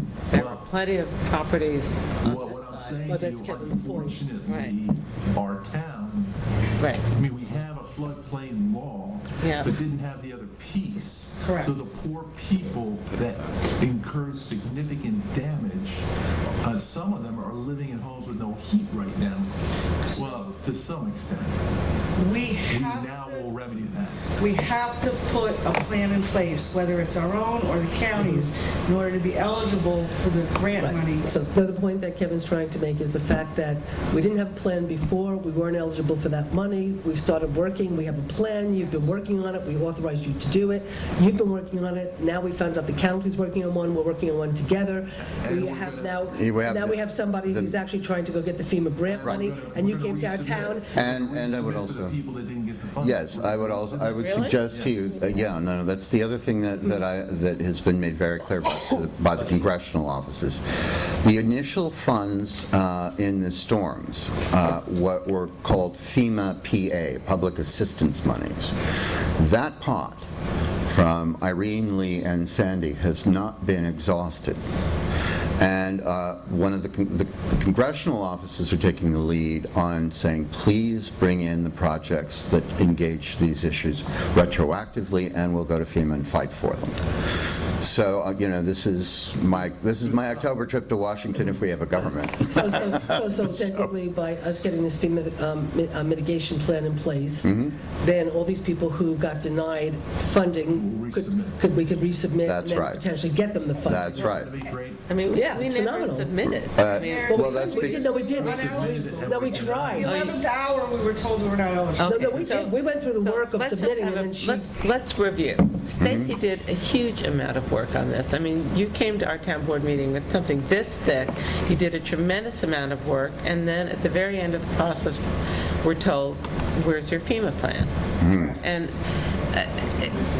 So now we are getting it, now, not only are we working on a FEMA plan, but the...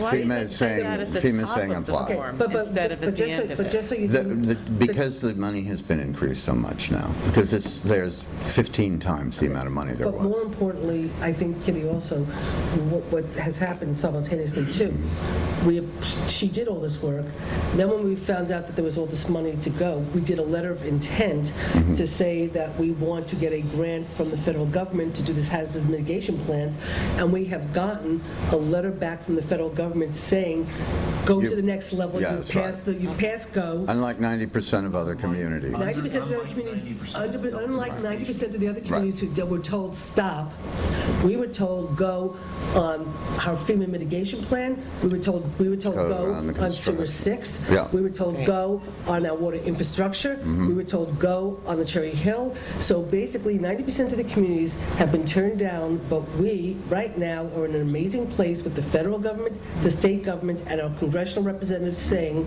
we're here trying to help you, New Paltz, accomplish what you want. And we're gonna- I I have have one other thing. Sure.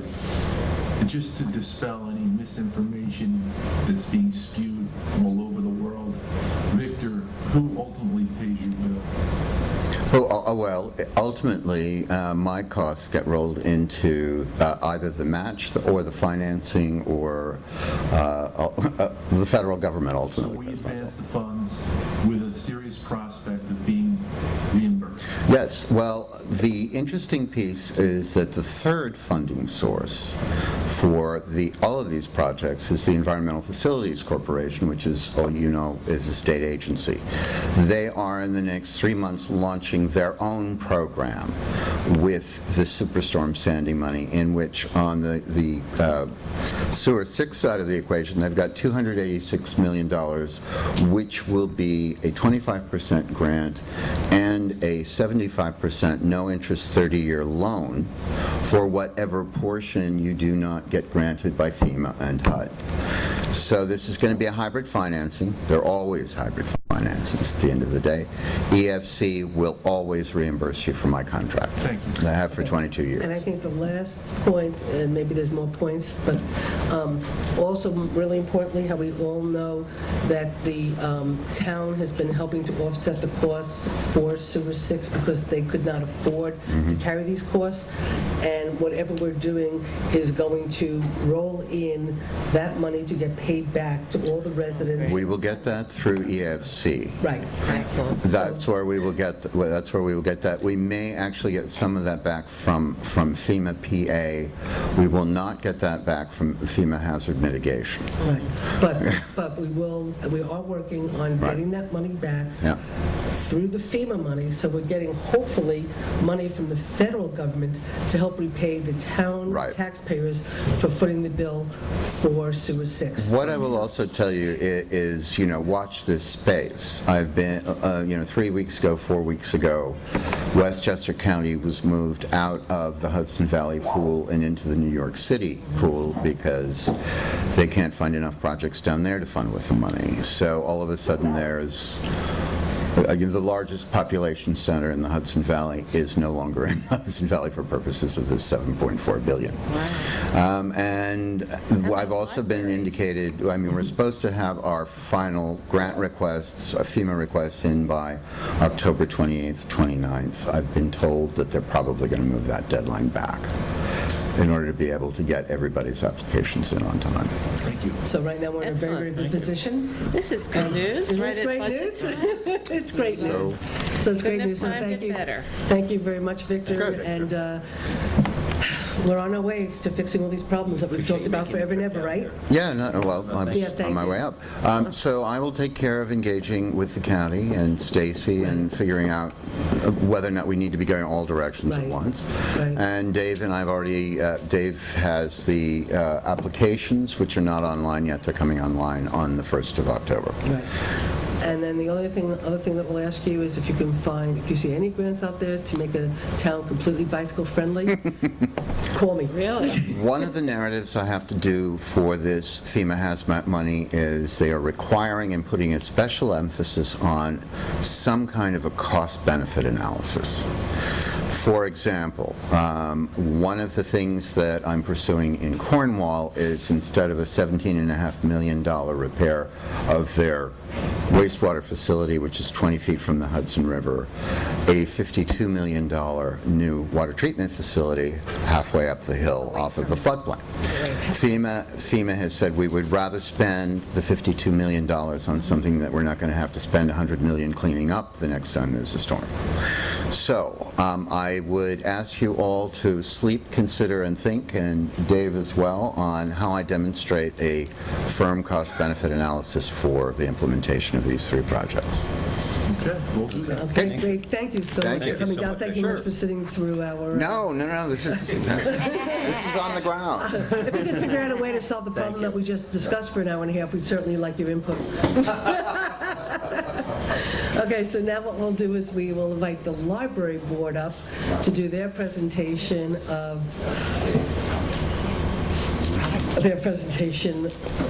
We are not asking for a secondary access room. Well, it's a good thing. No gates. No gates, no gates. So, Okay, so if you could use the...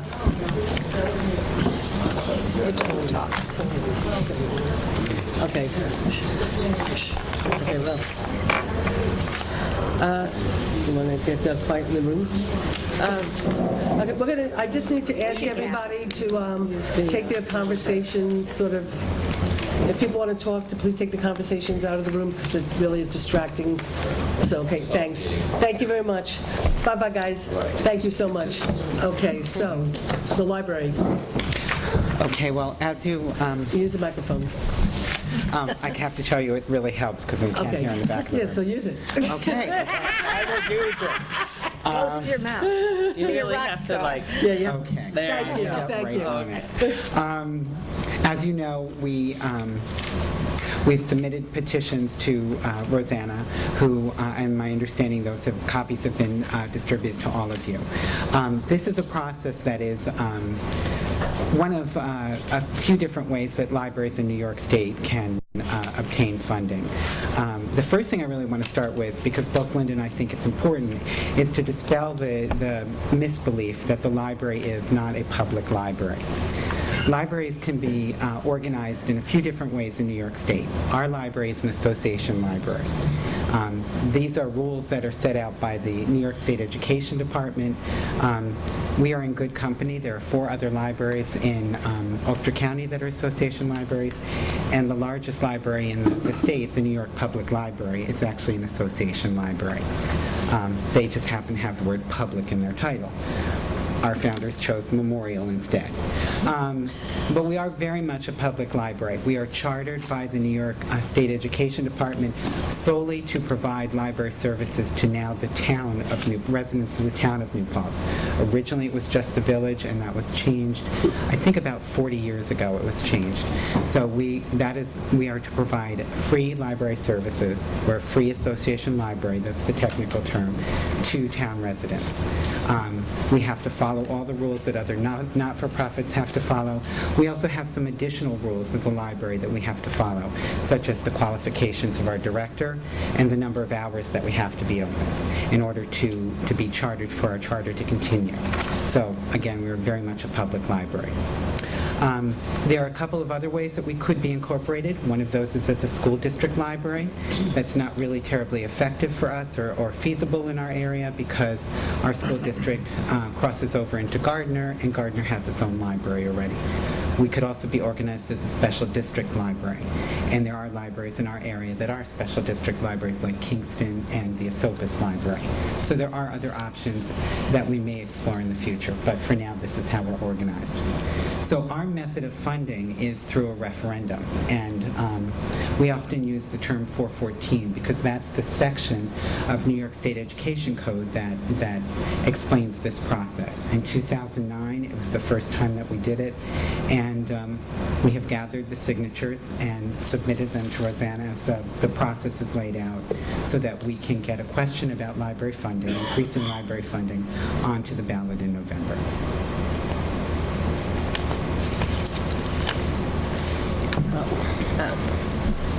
First of all, I want to thank you for pursuing your funding in this way, because I think it gives the community an opportunity to show their support, because it passed overwhelmingly last time, and I have no doubt that it will again. I also want to thank you for being so responsive to the community when they requested that you have Sunday hours. I'm there often on Sunday, and it's packed. And I understand that that added an additional burden to your funding, but I think the money is well spent, judging by the numbers of people that I see there of all ages. I mean, it is truly a community gathering place. And I have to say, my husband bought me a Kindle, and I could not return it fast enough. I was so glad to send it back and get back into my library with all my old friends. So, I'm very much grateful that you do your funding in this way, because I think it just shows how much community support you have. Thanks, Kim. Thank you. And then we're both happy to answer any questions that you might have. I do have some information about our budget. All of you should have received in your mailboxes our annual report, which outlined this. Of course, that's a 2012 annual report, but it outlined our the funding for last year and how we used that funding. And I will tell you also, in terms of the level of taxpayer funding, right now it's at 72% of our budget, and that places us in the lower end of the spectrum in terms of percent of taxpayer funding that is part of the library budget when compared to other Ulster County libraries. So, I actually did prepare for you. These are probably more numbers than you want, but... I think I can make it really simple for you. And I'm actually going to, I'm not trying to be a hard nose or anything, but I'm opening the door to give you an opportunity.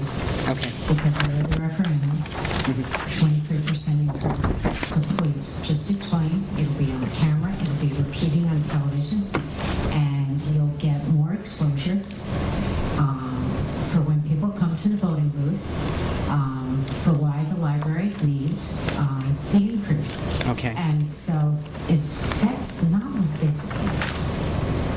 No. Just tell me sure. what you want the increase for. It's pretty simple. During this period, we did this in 2009, and we did this with the guide. I'm also asking, because I heard some rumors that I think are ugly rumors. So set me straight. Okay. I don't know what the ugly rumors are, but I will do my best. You need to get closer to the microphone. Okay. Sorry. That's okay. That's all right. It would be much easier to just hold the damn microphone. Well, you can do it. Okay. Take it out. Take it out. Do your Elvis impression. Yeah, come on. There you go. Well, I'm glad you asked that question. The last time we did this was 2009. So when you say it's a 23% increase, if you average it out over 4 years, yeah, it's not as much of an increase. One of the downsides of this type of funding is that you either do the work every year, and there are a couple libraries that do it, and if you need small increases, you ask for that, or you wait a period of time, and then you have these larger numbers. When we did this with the Council of the Mid-Hudson Library System, we asked for an amount that we felt comfortable would be enough to carry us for a 3 to 5 year period. And when we did that, we realized it was probably a little bit more in the initial years, and then it would be a little bit less. But we're in the little bit less, right? We're in the tighter period of that. So that's why we're coming back. There are a couple of things that we would like to do with that. There are 2 days a week that the library is only open it's open 4.5 hours. We would like to expand that. On Tuesdays and Thursdays, the library is now open from 1 to 5:30. Given the size of our community and given the usage, which over these 4 years has increased from 88,000 visits to 144,000. given that, we'd like to be able to increase those hours, particularly in those after-school hours when we've got kids of all ages who are using the library. We'd like to make sure that we weren't closing the doors at 5:30 on those days. So that's certainly one of the things that we would like to do with that additional funding. And the other things that we have done is for several years, the library only provided health insurance for one of our employees. During this period, we did a lot of research. We were able to find relatively cost-effective insurance through the Healthy New York program for our close to full-time employees. And that is certainly something, it's a situation where employees pay part of it, the library pays part of it, but it was certainly a very fair and equitable thing to do for people who are making a substantial commitment to work at the library. 30 hours a week. Okay. Healthy New York actually requires us to offer it to anyone who works 20 hours or more. Really? Yes, those are... How many employees? There are 3 employees, there are 5 eligible employees for that, and 3 of them are participating. So. Okay, so you have the 2 days a week. Okay, what you left out was the Sunday that you added. Yeah. Yeah. That wasn't there 4 years ago, that That's right. Kitty added for you. Okay, I'm gonna throw in the cost, how do you do heat? Is it electric or do you have fuel? We have fuel oil. Okay, so the cost in the past 4 years has skyrocketed for that. Okay, you didn't throw that in, I threw that in. No, it certainly has. And then the other added factor is the maintenance of that building. Absolutely. It's a significant size building. And, it has been, since we opened the building, we've seen that the demand for the library services increase, the usage increase. I'm personally very glad we chose to keep it in downtown New Paltz instead of moving it out of downtown. And we have a responsibility to maintain the building and to make sure that we don't get into another situation where we have deferred maintenance, which is what we were looking at going back to 2004, 2005. What are your sources of revenue? Our sources of revenue are the taxpayer funding, the local taxpayer funding, fundraising that we do, events such as the Library Fair, which is on Saturday, September 28th from 9 to 4. I'm sorry, what day was that again? It's September 28th, a week from this Saturday from 9 to 4. The book sale continues the next day from 9 to 3. So the library, events like the Library Fair, donations, because as an association library, we can ask for individuals in the community and others to support the library. Library fines, overdue fines and whatnot are also a surprisingly significant part of the earned revenue that we bring in. So it's a variety of different sources. So as I said, in 2012, 28% of our budget came from those other sources. And in 2012, some of that came from savings that we have. And that's something that we don't want to continue to do. We want to have that savings there. So when things don't go as planned or when we have an issue with a large building that needs immediate attention, we have those reserves to be able to take care of that. What, do you also have an endowment of some kind? We have some funds in our reserve that are set aside for specific purposes. They're not endowments. Right. They're not set up as endowments. They're restricted by the donor's gift. But most of the reserve funds that we have, the savings that we have, which are not very significant, those are unobligated, meaning we can use them as the library board sees fit. But they're not significantly large enough to be a revenue. What's the total cost of your operation annually? This year, our budget is $458,000. And what was it the prior 3 years? The prior 3 years, I do not. And the year before that, it was just about the same. I believe it was $446. It depends on how you look at it. Our auditor said it was $462 because if the library system asks us to account for expenses differently than our auditors do. And how about the year before that? I don't know off the top of my head, Kevin, but I'm happy to get that to you. Another increase. Are you in a position to charge for, say, a library card, or have you explored any other ways where you can raise revenue on your own without coming to the taxpayers and asking for additional money? We can, as a free association library, we can't charge for library cards. For someone to come in and ask to become a library card holder, we can't charge for that. Someone loses their card, we do charge for that to replace it, but that's just for the cost of giving them a replacement card. Just mention the increase in the Mid-Hudson figures as well. That's been a Yes. big increase. That's another good thing, thank you. But let me get to your point. So we cannot charge people. What we do, we have in New Paltz a somewhat odd situation in that New Paltz and Gardner are very much tied in a lot of ways. But the two towns are in different library systems. So we cannot allow Gardner residents to get cards for free from our library. We do charge Gardner residents who want to get a card, which only allows them to use our library resources. They can't use any of the other member libraries because they're in a different system. But that's the only time that we charge for cards or for part-time residents. Is that a Like people who are nominal- here for the... Is that a nominal amount? We charge $20 a year for that. Yeah. What other revenue streams have you explored? I think that the main thing that we have been doing is we, as a board, we work pretty aggressively and we put in a lot of effort in raising money through other sources in terms of the events that we offer and in terms of donations that we request. How long has New Paltz been funding the library? Well, I mean, well... Forever. I mean, well, we used to just, Well, it was a line item on the budget. Well, no, well, it still is in a sense, but I can't speak from before I was supervisor in Yeah, it's been a long 1996, but what the difference, I know when I came in 1996, we were funding the library, but it was about $125,000 a year. Right. Then what ended up happening is when they built the library, you came to the town and you got money to build the library, you got extra money to build the library, That's and so that increased the budget, and then you did the petition to obligate, the town to a certain level of funding, which is $321,000 now. Right, that's correct. So they've been funding them for a long time. It's just that the increase came along with the building of the new building. And the association itself, it's a formal association. Obviously, association has some members. Is it a fixed set of members, or is that something that changes over time? Well, it's fixed. We actually changed our bylaws after the referendum passed in 2009 to really reflect the nature of our funding, because a more substantial amount was coming directly from taxpayers, and because taxpayers had voted on that. Our bylaws now say that any person who is a resident of the town of New Paltz is a member of the association. Prior to that, it said anyone who gave to the library. We changed that to make it more reflective of how we get the bulk of our funding. That was a pretty good change. You don't even need a library card. You can be a member of the association and not have a library card and never borrowed any material out of the library.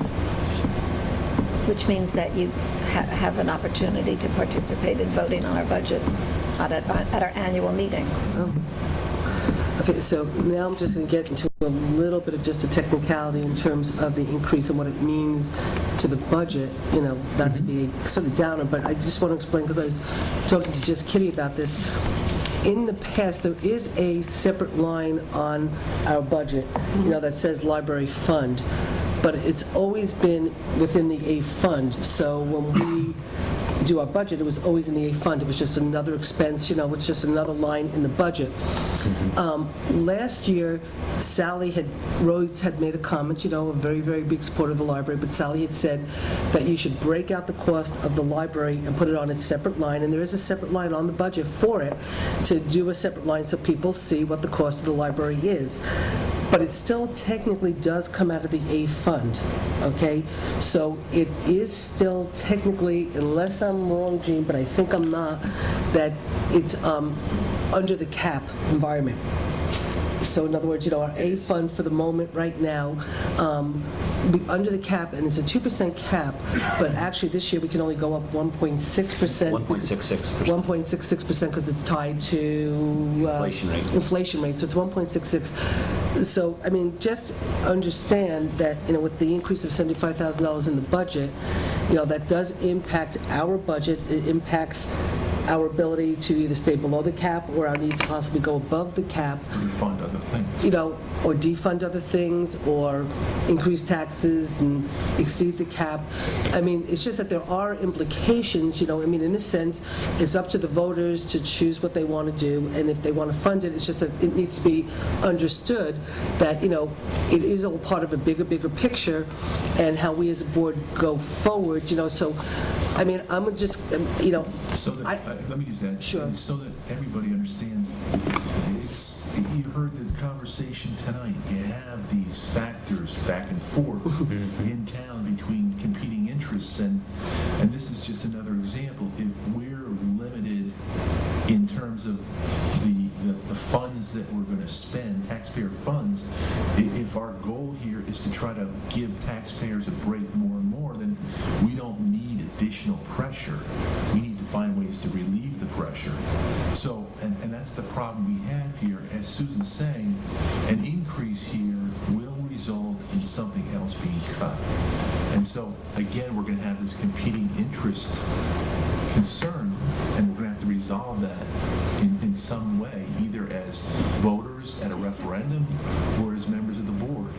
Now, the one thing I just want to understand, because I am working, and then Jen, I'm sorry, I'll turn it over to you. The referendum as it's written, if it should pass in November, is this increase in funding in next year's budget? Yes. Okay, because I'm putting my budget in September 30th, so my budget's going to reflect the $321,000 because that is what I'm legally obligated to put in. So just so the board knows, I am going to be doing a budget. It will reflect the 321. Hopefully, for the moment, my hope is that we don't have to exceed the cap, okay? We will have the budget. We can't make any changes until after the election and we know what the voters choose. And at that point, we as a board then will have to address at that point, if this should pass, how we want to then handle that increase into the budget and how we want to absorb it. And it might mean having to exceed the cap. It might mean having to make cuts elsewhere. But, there's nothing we can do about it right now because we don't know what... For the following. Well, see, no, but see, I'm doing the 2014 budget right now. I'm doing the 2014 budget right now, and we raise taxes based on the 24 budget. So if, right now, I am putting in the budget $321,000 because that's legally the obligation of myself as a supervisor as I prepare the budget to put in $321,000.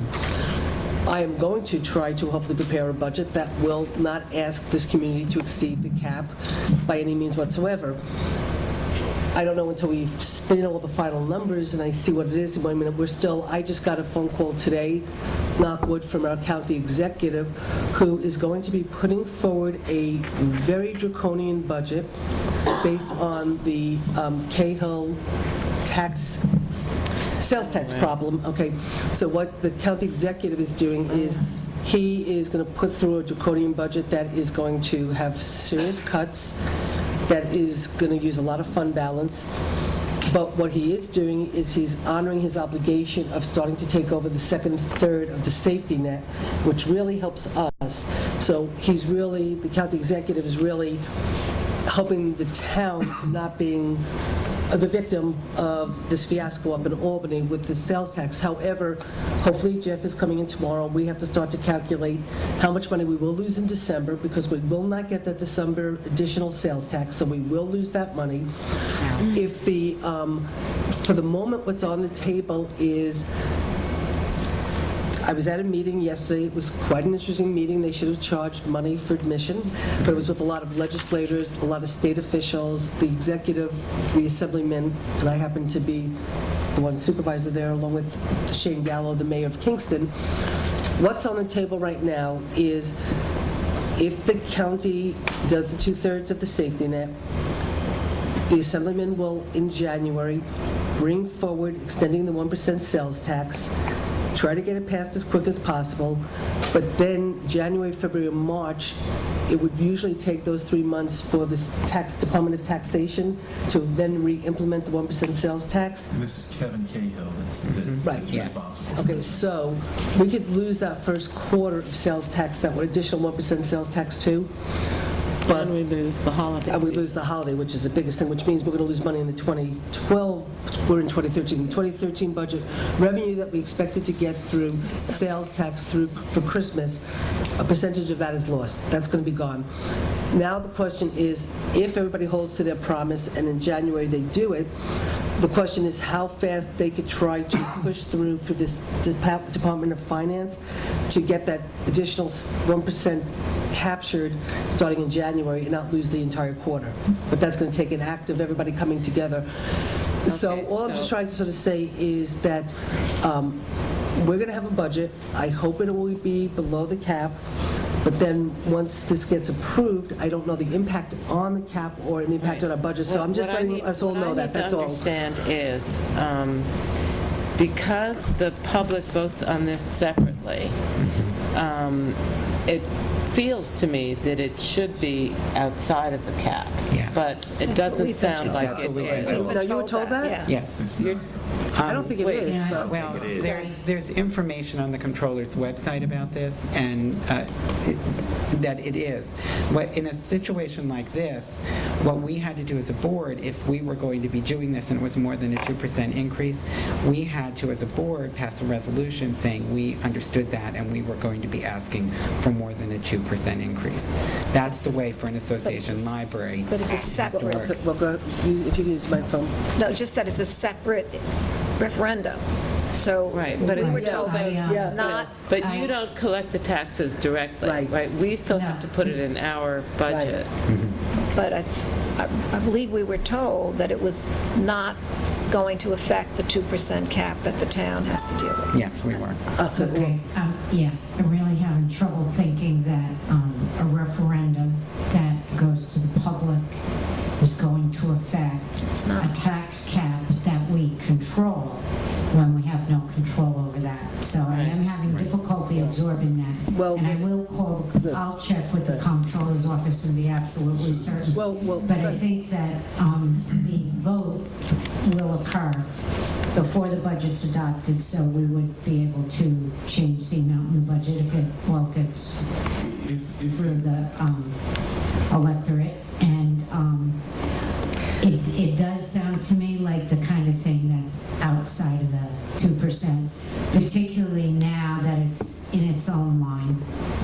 Well, let me just, I put it in, it's always been in the A fund. I mean, Sally Rhodes had said, well, you should be reflecting it separately because the voters voted on the 321 and it should be reflected separately. I remember it had to be a law. It had to be a law to get that done, correct? It came from a fire district. That I don't remember, but so because there happened to be that line on the cover sheet, I was able to do it. Right. But every time, but when, and luckily because we reduced taxes last year, we didn't have to worry about the cap. But every time I was calculating the, how much, taxes we saved, it always was really complicated because I always had to remember to go back and get the 321 from the library and put it back into the total of the A fund. And so when we talk about our tax decrease, we were including that 321 in our total spending. It wasn't outside of it, because if it was outside of it, we would have reduced taxes even more. So we can double check that, and we will double check that. It had never been reflected separately. It was only because Sally told me to do that, and she thought it was that we should do that, and I had the ability to do it. But let's check and be sure, because you're being told that. I happen to agree with you in the sense that this is outside of our purview. We're developing the budget. This is where the voters are telling us, we want you to spend this amount of money in the budget. Now, the only thing I'll say, Jean, in a sense, is hopefully it is outside of the cap and it doesn't affect us, but in the other sense, it's that if we're told by the voters this is what we have to do, and it is in the cap, then it's our obligation to decide where the other cuts are or to exceed the cap. But you have to be prepared in case you have to exceed the cap, right? You have to adopt the law. Well, that's why I'm just talking about it right now, just so we all understand the implications. So Before I forget, I just need to throw in that brings up a very interesting prospect about the ambulance and pulling that out. Which is going to be And asking. that may be an exception as well. So I'll check on that. Okay, which I will say that I just want to point out that the ambulance most likely will be coming back for an increase because they're sort of... This is the extra traffic From to Woodland two Pond. places and the college. And the college, that's right. But don't pay taxes. I Right. have just a basic fundamental question. Please don't take it the wrong way. When you made the decision to pay for health insurance for your employees, did you consider the fact that you would be coming to taxpayers who are responsible for paying for their own insurance and asking taxpayers to subsidize your employees? Well, we're asking the taxpayers to help fund health insurance for employees that provide services to them, just like town employees have health insurance. It's the same principle. The coverage we provide, while I don't know how much it costs to provide coverage to town employees, I would have to say it is significantly cheaper than that, and probably not as good in terms of the coverage. I understand that. It seems like a Suppose fair the thing to fire do. department, the ambulance service, and everybody else came back and asked us for the same thing. Would your response be the same? I think it's fair that someone who is working close to full-time, and the individuals who have taken advantage of it they're all working more than 30 hours a week, that they have access to that. And we were very deliberate in looking at health insurance, looking what the cost is, what the most cost-effective way to do that would be. That is an additional cost this year. It's been in our budget. This is the second year, right, Linda? Yes. You know, it's a difficult question, and I can't kind of get my head around it. Well, And Kevin, I'm not taking either side here, but we do pay insurance for, it actually raises the rates a little bit in the village. We do pay disability insurance for firemen, and I could stand to be corrected here. And we also pay a retirement insurance. We pay a LoSAP payment also. So there is insurances that we pay for our fire services. Yeah. And then, Yeah, retirement, you're right. yeah, so we do have two payments that we make for fire. And then I could stand to be corrected, and I do believe there are some employees that we do pay, the rescue squad does pay insurance for out at rescue. There are some full-time employees Can I out also there. just make another So quick point? it is not unusual that there's someone that we provide finances to for paying insurance. We do it to many of the units that we provide funding to. Again, it's just part of to Richard's point, it's part of Yeah, what and we do. it's a good point that you make, Kevin. Because we are an association library, we're not a special district or school district library, our employees do not have access to the state retirement fund. We don't provide retirement benefits for them.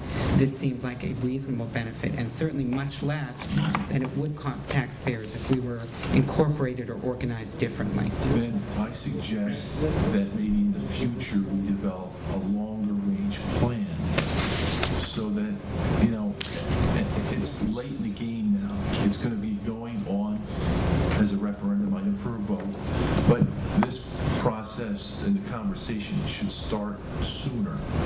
And then maybe you should come to us and say, this is our 5 or 10-year plan, and this is what we expect, so that we can start thinking about it instead of kind of being surprised in a way at the last minute. That's true. There's been another big conversation between the town and village, which kind of made us wait and see how that was going to transpire in terms of consolidation. So it's paid from the A fund. Is there any way we can approach the village about maybe splitting the cost of it? Because there's no separate contribution from the village. It's an A fund item, correct? Right. It's on everybody's tax bill. Well, we certainly could put it onto the agenda for the joint town village meeting next week to ask if they want to put half of it onto the B fund, and they... So then instead of doing it tonight, we'll do it next week? Well, I mean, I What is the time? think regardless... I think that question is somewhat, that's up to you. That's a separate That doesn't conversation. have anything to do with accepting the petition so that they can get passed on to the Board of Elections. Just to remind everybody, so that what that means is, if it's in the A fund, the taxpayers in the town outside the village pay 3/4, so they're paying a higher rate to use the library. Everything in the A fund, they pay a higher rate to No, use. but they're paying, let's say, 75 cents on the dollar, and the village residents are paying 25 cents on the dollar. Well, what did it say on your tax bill? Well, I'm just saying, is that correct or not? Well, I don't know. I don't know what it said on your tax bill. We have two separate. It's not a separate item on the tax bill. No, but it's just... What is a separate item on the tax bill is the Gardner Library, which can be a little bit confusing. You're right, because Yes. Gardner is on my tax bill. Because they're a special Do you district all know library. how they that can But do happened? that. I Wait, wait, let's not go I back know, to that. let's not revisit that. What I We don't have would control like to over that. That was done by understand school is, vote on the school budget. so this number is the number that we must approve to go to referendum tonight. We can't alter this number. No. Okay. Would you consider altering the I number? mean, I'll tell you, as this conversation, I mean, first of all, if your employees qualify for Healthy New York, then I think we all Absolutely, understand. I agree that, with Kitty. You know, that, They were down there. that's not other the point budget. Right, their income That's qualifications. not, Yes. exactly. And Healthy New So- York is Okay, a wait, lot wait, cheaper okay, than let anything Kitty we keep offer. talking. I guarantee you that. In terms of a way for, so it's $75,000 or bust. I mean, we can't say we're concerned about family needing a bigger, contribution this year. Would you consider $50,000? Your board has approved this amount, and that is the amount we must set for Well, this is also the referendum. part that, this is the amount that everyone signed for, so they'd have to go out and repetition. We'd have to And bring Okay, in new all right. petitions. I just So needed to this is what, I understand mean, you that. probably Okay. signed, we all Okay. signed this when we signed the petition, anyone who signed the Okay. petition, so. That's all I needed to know. Why don't, if it's okay, Ira, just real quick, I mean, No, just go real quick. ahead. Sure. Any question I always ask the library, when you get your increase, and every time you get an increase, you guys willing to spend $150 or maybe now it's $200 to correct the dangerous situation when you're handicapped right now? Always ask this, and I always get no. Well, And, it's not for lack of trying. $150, and if they can't find $150, I mean, I started this when I saw somebody in a wheelchair almost go over those stairs. That has been Well, addressed. let me tell you what we did do. I mean, obviously, the site that the library is on is a challenging site. One of the things that made it more challenging when we're building it is there is, very close to the surface, a huge amount of very solid rock. So we were limited. If we had brought the library down, we would have had to blast into that rock. I think you can imagine the issues that would have created, and it would have been very expensive. So our architect felt at the time this was the best we could do with the site that we had. What we have done, because we recognize, Ira, that this is an issue, is we did ask the village board to create another handicap space directly in front of Chase Bank on the other side of the crosswalk at the very end of Plattekill Avenue, so Plattekill and Main. And they have approved that. The signage isn't up yet, or the lines are not designated yet, because we did want to provide another option for someone to have a relatively level, either walk or wheelchair path from there to our front door, without having to negotiate the stairs or the ramp. But we did something, but we did more. We also attempted, we also have attempted to do it. We've also attempted to address the problem of a wheelchair going past those steps by putting some kind of obstacle gate. We have a gate for you. Do we have a gate for you? Well, on Friday, Chris will deliver it to you. And that has been in process for at least 2 years, not for our unwillingness to spend the money, but we have to get the people to do the work, and that has been an obstacle. But I know that that an attempt has been made, and we will continue to push for it.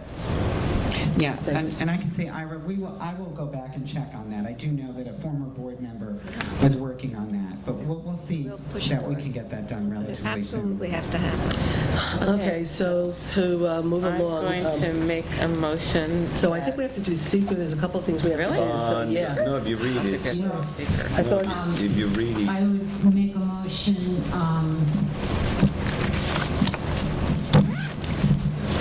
approving the question being placed upon the ballot and being voted on at the next general election. Shall the annual contribution of the town of New Paltz provided in its budget for the operating budget of the Alton Memorial Library, a free association library located in New Paltz, New York, be increased by $75,000 annually to the sum of $396,000 annually. That's my motion. Do you want to No, second you that? think that? Okay, I'll second it. Any discussion? Aye. All in favor? Aye. Aye. And actually, and Susan, right, we do need to do a neg deck on Yeah, this. that's what I thought, yeah. There's a Yeah. neg deck, so. Yeah. So, So, do you want to take us through it, Jeff? Yeah, I'll just make actually, with the neg deck, you need to read the whole thing about the fish and everything. So, She can do it. Which is reasonable. Well, I would like to make a motion approving a resolution and notice of determination of non-significance negative declaration regarding the Alton Memorial Library ballot proposition for 2013. It's a Whereas the town of New Paltz has compared the proposed action as described in the environmental assessment form parts 1 and 2 with a list of criteria. Joe didn't give me that? Does anybody have it? We were The not asked to secret? do that. I thought you had it. I don't have it. Well, it's a type 2. It's a type 2, so it's a neg deck, so you don't need Yes, to as do a it. type 2 action, and as such, the town board has no further responsibilities under the act. Do I have a second? Second. Any discussion? All in favor? Aye. Okay, motion so carried. Here you go, Mom. Okay, guys. Thank you for staying. So, myself, so Jeff, you and I will be on the ballot with the library. And we'd be happy to take that gate. And Chris. Oh, Chris, right, Chris is on the ballot with the library, too. Thank you. Okay, you're welcome, you. guys. Thank you for also Thank you so waiting much and for so waiting. late. Okay, do you want to show you, I guess I should do some announcements. Let me do the announcements before we move on to the next subject. Then we'll get on to the accessory apartment so Stacy could go home. Oh, right. Oh, yeah. Okay.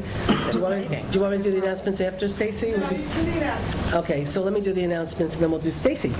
Okay, so there's going to be a New Paltz Rabies Clinic offered by the Town of New Paltz Dog Control Officer and the Town Clerk's Office. A rabies clinic for dogs and cats will be held Wednesday, October 2nd, from 4 to 6 p.m. at Town Highway Garage, 1 Clearwater Road, New Paltz. Vaccinations for rabies, distemper, and heartworm will start at $10 each, administered by Dr. Lori Stein, the traveling veterinarians.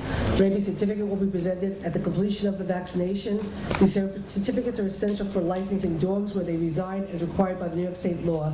Dogs must be leashed and cats must be in carriers. Only the first 30 people on the line will be accepted. New Paltz dog licensing will be done by a staff member of the clerk's office, and for questions, call 255-0100, extension 1, and that's Wednesday, October 2nd. Then on October 19th, there's a free household hazardous waste, pharmaceutical waste, and electronics collection event. This collection provides a free and safe disposal alternative for hazardous pesticides, solvents, household chemicals, used electronic equipment, expired and unused medications. This event is for Ulster County households only. No hazardous waste or pharmaceutical waste from business, organizations, schools, or farms is accepted at this event. And that's on Saturday, October 19th, from 8 a.m. to 2 p.m. at 999 Flatbush Road, Kingston, at the Ulster County Resource Recovery Agency. And if you go to the recycling hotline, or 845-336-3336, so you can register. Then on September 28th at 9 o'clock, the second annual For Paws and Rights Natural Family 5K Run and Walk. September 28th, 2013 at 9 p.m. at the west lot of the Field of Dreams in Ulster County New Paltz Recreational Park. The race begins at the west lot at the Field of Dreams. It is an out and back course on gravel and paved roads. There will be awards for top male and female, top 3 males and females, 0 to 19, 20 to 29, 30 to 39, 40 to 49, 50 to 59, 60 to 69, and 70 plus. And so it is a 5K run walk for the second annual For Paws. So this is a fundraiser for the dog park. And I don't know where, okay, it's an online registration at www.active.com, okay? So, and registration fee is $20, payable for Paws of Ulster. Then on September, this is in response. This is a letter from the Ulster County Legislature from the chair of the Environmental, Energy, and Technology Committee. In response to the New York State Department of Health's refusal to hold public hearings on the New York State Department of Health's filtration avoidance determination, the Ulster County Legislature's Environmental, Energy, and Technology Committee would like to invite you to voice your position on the FAD at a public hearing on Wednesday, September 25th, from 4 to 8 p.m. in the Legislative Chamber, 6th floor at the Ulster County Building. The purpose of this hearing is to give the public an opportunity to voice its opinion and possible concern over the New York State Department of Health filtration avoidance determination. And so they're asking, the hearing will start at 4 and conclude at 7:30, and to RSVP by contacting the committee clerk at 340-3696. And I think that's it, unless anybody else has other announcements. Okay. So that's that. And so now what I'd like to do is ask Stacy to come up, and possibly Dave, to basically make one of Kitty's dreams, desires come true after she, before she leaves the board to see one of her, I can't believe it's one of her, finally gonna happen. one of Kitty's agendas items. How long have you been on the board? This was actually on the brochure that I printed the first time I ran for the town board. We That was formed a in committee 2001. about 7 years ago. Yeah. Okay, so, Why didn't- because I got tired, and because Stacy was too busy doing everything else in this building. okay. So anyway, here's to you, Kitty. Hey, this one's for me. This one's for Kitty. Just in time for me to be a senior citizen and build my accessory apartment. Okay, so All right. I was here in July. You and your mom. I was here in July, and Kevin had an issue with one of the conditions that we had put in the law regarding ensuring that people understood that their special use permit would only be valid if the property was owner occupied. So Kevin and I met, we worked things out, we came up with new language. We actually, in essence, took that out, okay, and made it so that certificates of occupancies that will be issued for the special use permit will specifically state in bold print, okay, that the premises must be owner occupied in order for it to be legal and not lose its special use permit. That puts the onus, okay, of the transfer on the title company and the buyer's attorney. Okay. And That way you avoid, Give it the microphone. that way you avoid having to do that in a deed or in a declaration. Correct. So it's much more efficient. Which is a little more cumbersome. So, Kitty, do you want to just explain again what we are doing? We are making it possible for senior citizens to stay in their own, well, I suppose for anybody, but for people to stay in their own home and create an accessory apartment that will provide the necessary income and companionship that they need to feel comfortable staying on. And it's our job to make sure they don't have to move into the accessory apartment and rent their house. So that's what our board is going to be doing going forward.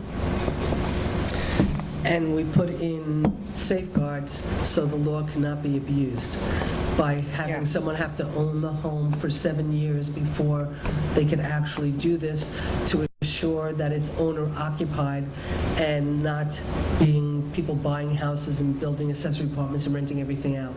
So we tried very hard to. Well, so that people don't build houses For, with accessory apartments, just suit accessory. right, right.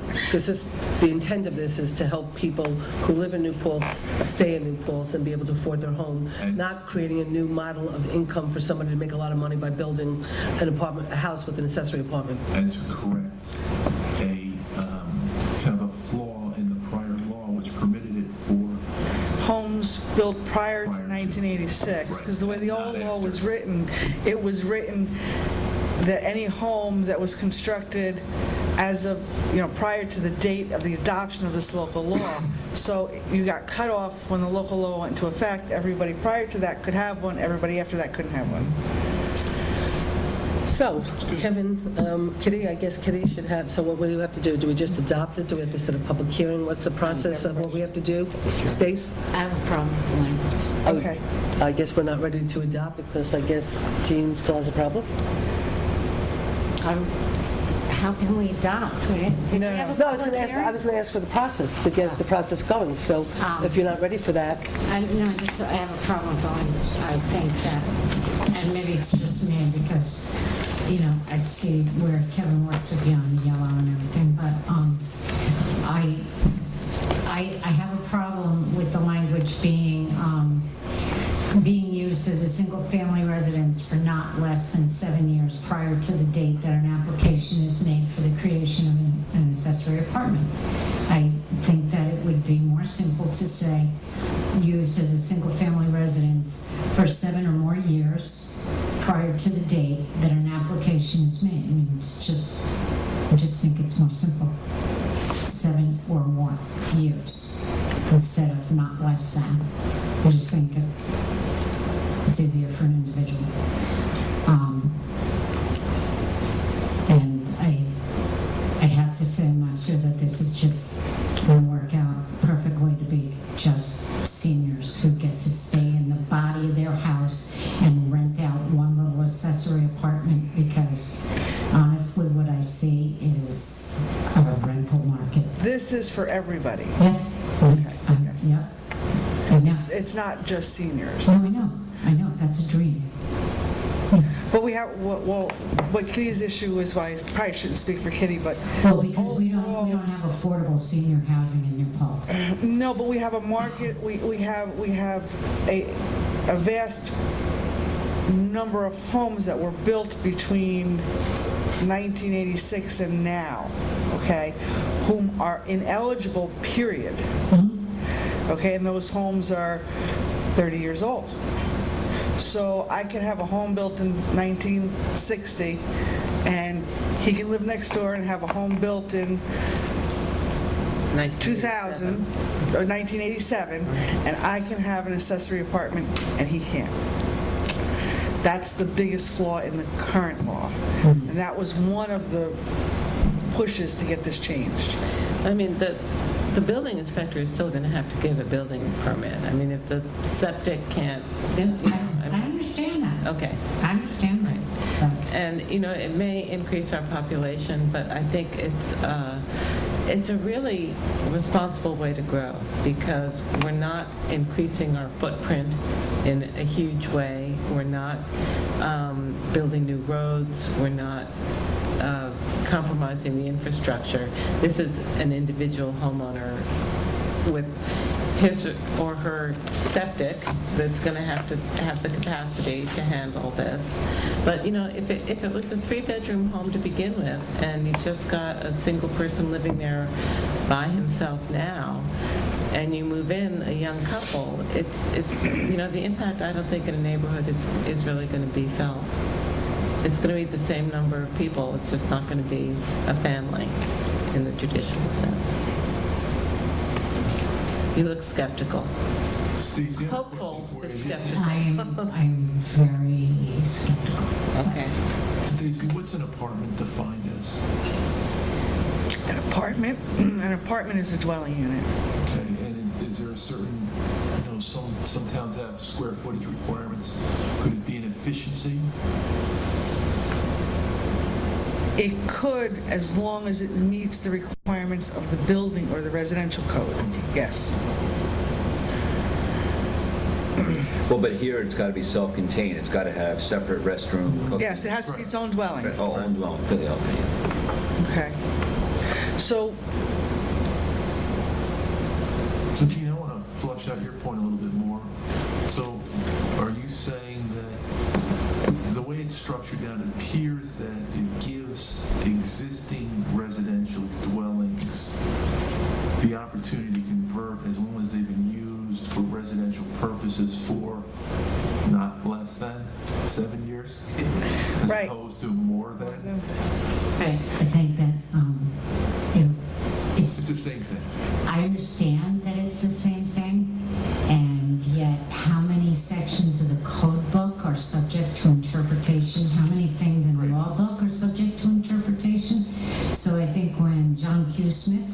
in off the street, you say to him, have you lived there 7 or more years? Period. I'm okay with the change. I don't have a problem making that change. Can you? Gee, if that's gonna make I mean, people it happy. doesn't, you know, Oh. because it means the same thing, so we can change the wording. It doesn't matter if you change the wording for me. Okay, well, why don't we change the wording? Do we have to make a motion to change the word? Call it the kitty amendment. Well, if you're going to move forward with the process, we can move forward with the process, providing that I change the wording. You want to give me the proper wording to use? Jean has it. 7 or more. 7 or more years, or 7 or more years. Okay.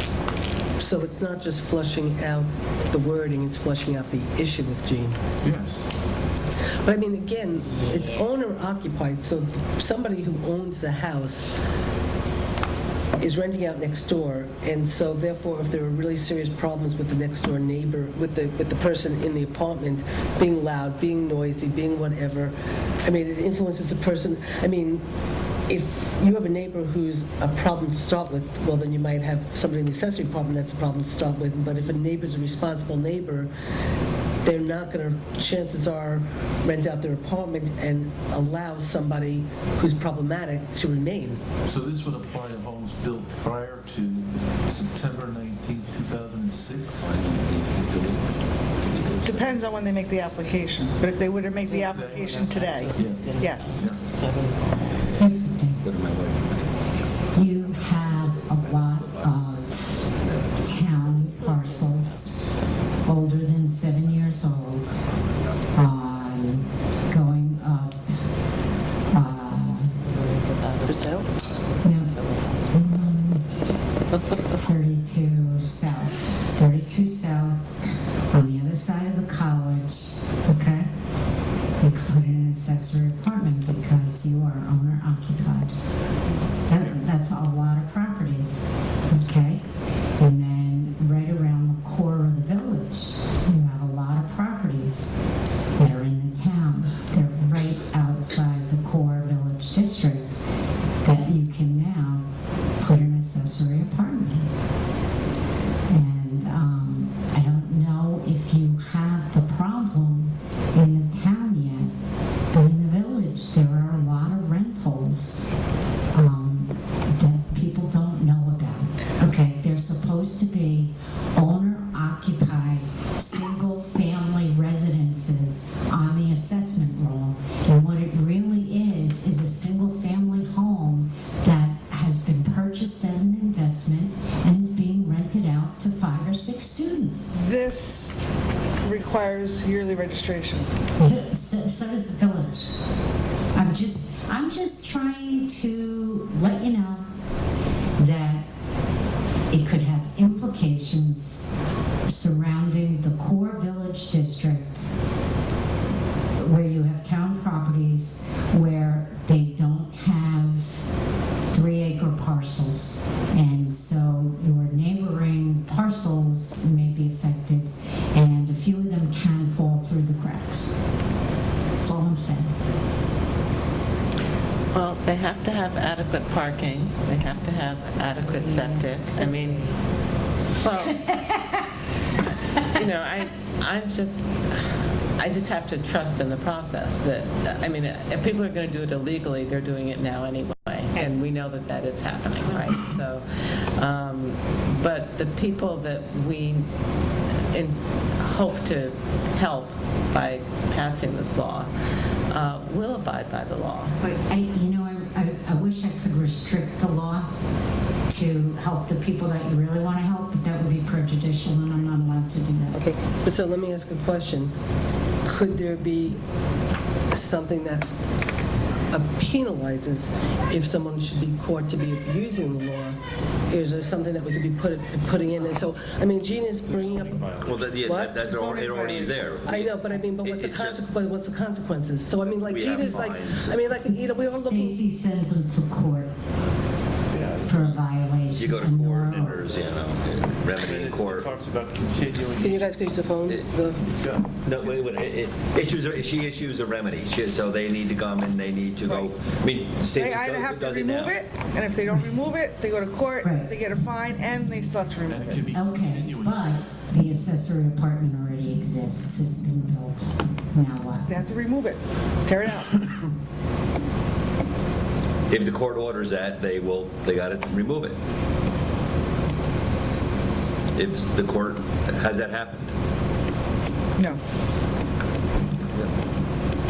Could it happen? yes. There you go.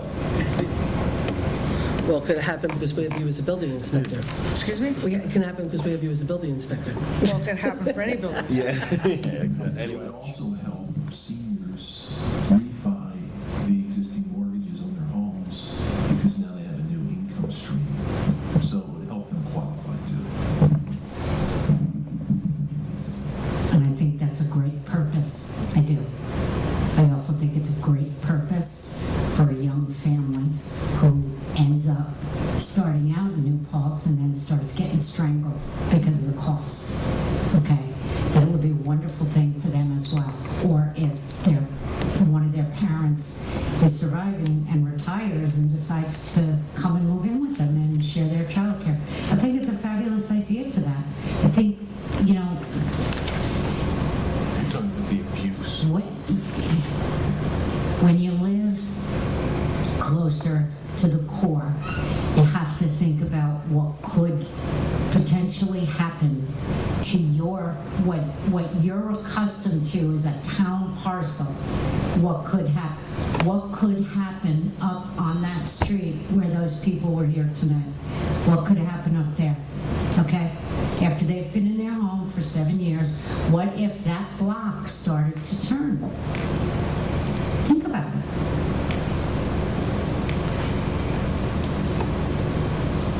Well, it will turn. I mean, when all of the little kids who are here tonight become teenagers, they're all going to have cars. And if they stay with their parents, they're going to have cars and their own children. I mean, we're going to see multi-generations, whether or not it's in a second apartment, right? I mean, we're seeing more and more kids return home and live with their parents. So I expect that Waring Lane and Lent Drive will probably have, twice as many cars in 10 years as they do right now when all those kids get their permits. So the character of that neighborhood will change.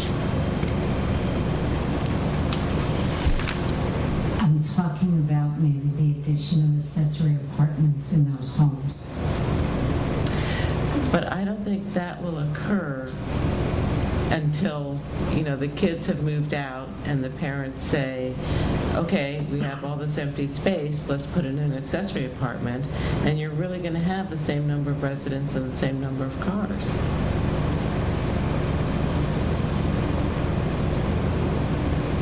That could be.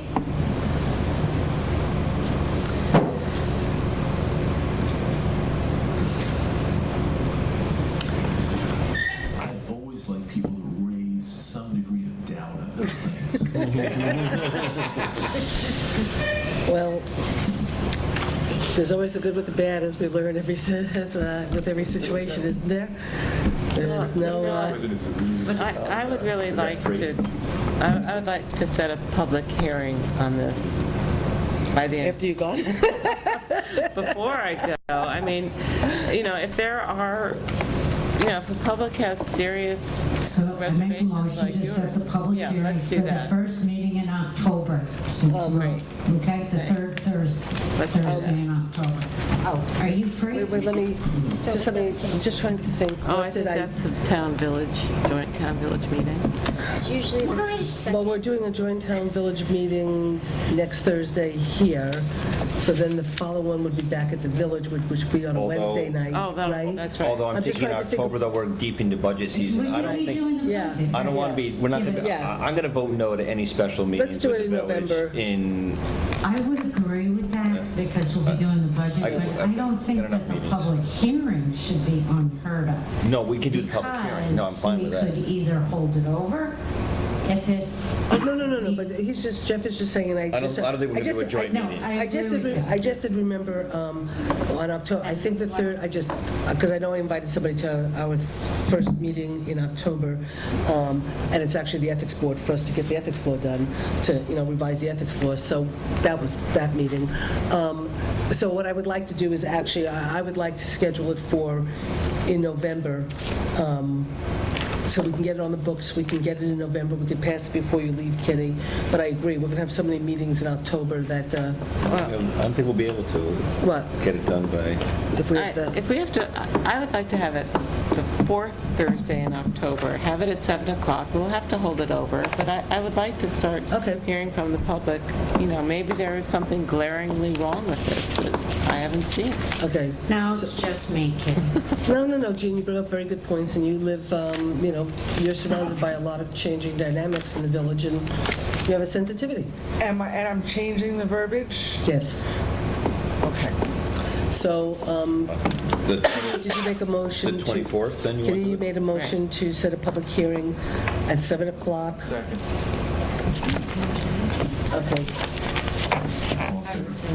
Okay. They made a new motion. No. Jean made the motion and Kitty seconded it. I don't care. Aye. Jean made the motion and Kitty seconded. Okay, all in favor? Aye. Okay, motion so carried. Stacy, we can't think. Just a quick more? update on the photovoltaic streamlining grants. Yes, yeah. And the EV grants, we are working on them. Hopefully we'll have them, if I could push hard enough, and I'm not overly busy, I might have something for you next week. And I don't know if anybody saw George Lithgow's email. I don't know if it was just to me or to the whole board, that we will be the first town in the county? The first town in the county? First town in the county, I think, to do this law, I think. I think I have. And we're also... Definitely in the county. We're also working on that tree planting right of way. We'll be the first town in the state to do that law. And at the end of budget season, you'll be getting a couple changes in a couple local laws and a new local law for non-owner occupied rentals. Yay. And actually, do we need an update soon on, we're coming up to when everyone needs to be in compliance with signs? It's happening slowly, okay? And it's just getting it done for our office, so it's happening little by little. As far as McDonald's and Burger King, we actually have to change the law. I thought we had provision in there for chains, national color, like that they were allowed to keep. It's The not... movie theater we had was in the law. I ran. The movie theater is not in the law. The movie theater is an issue and it needs to be taken care of. The local law needs to be looked at, possibly revised. Depends on what you want to do with it. Wait. No, the movie theater's in there. McDonald's and Burger King have to comply. They're Sorry. Their color, yeah, they... Their wall signs have to comply, their street signs have to comply. What's not in the local law are their drive-through signs. Menu boards. The menu boards. It's an issue. So that needs to be... And I thought we had the movie theater. Was that removed? The movie theater was... The movie theater was specifically, intentionally skipped over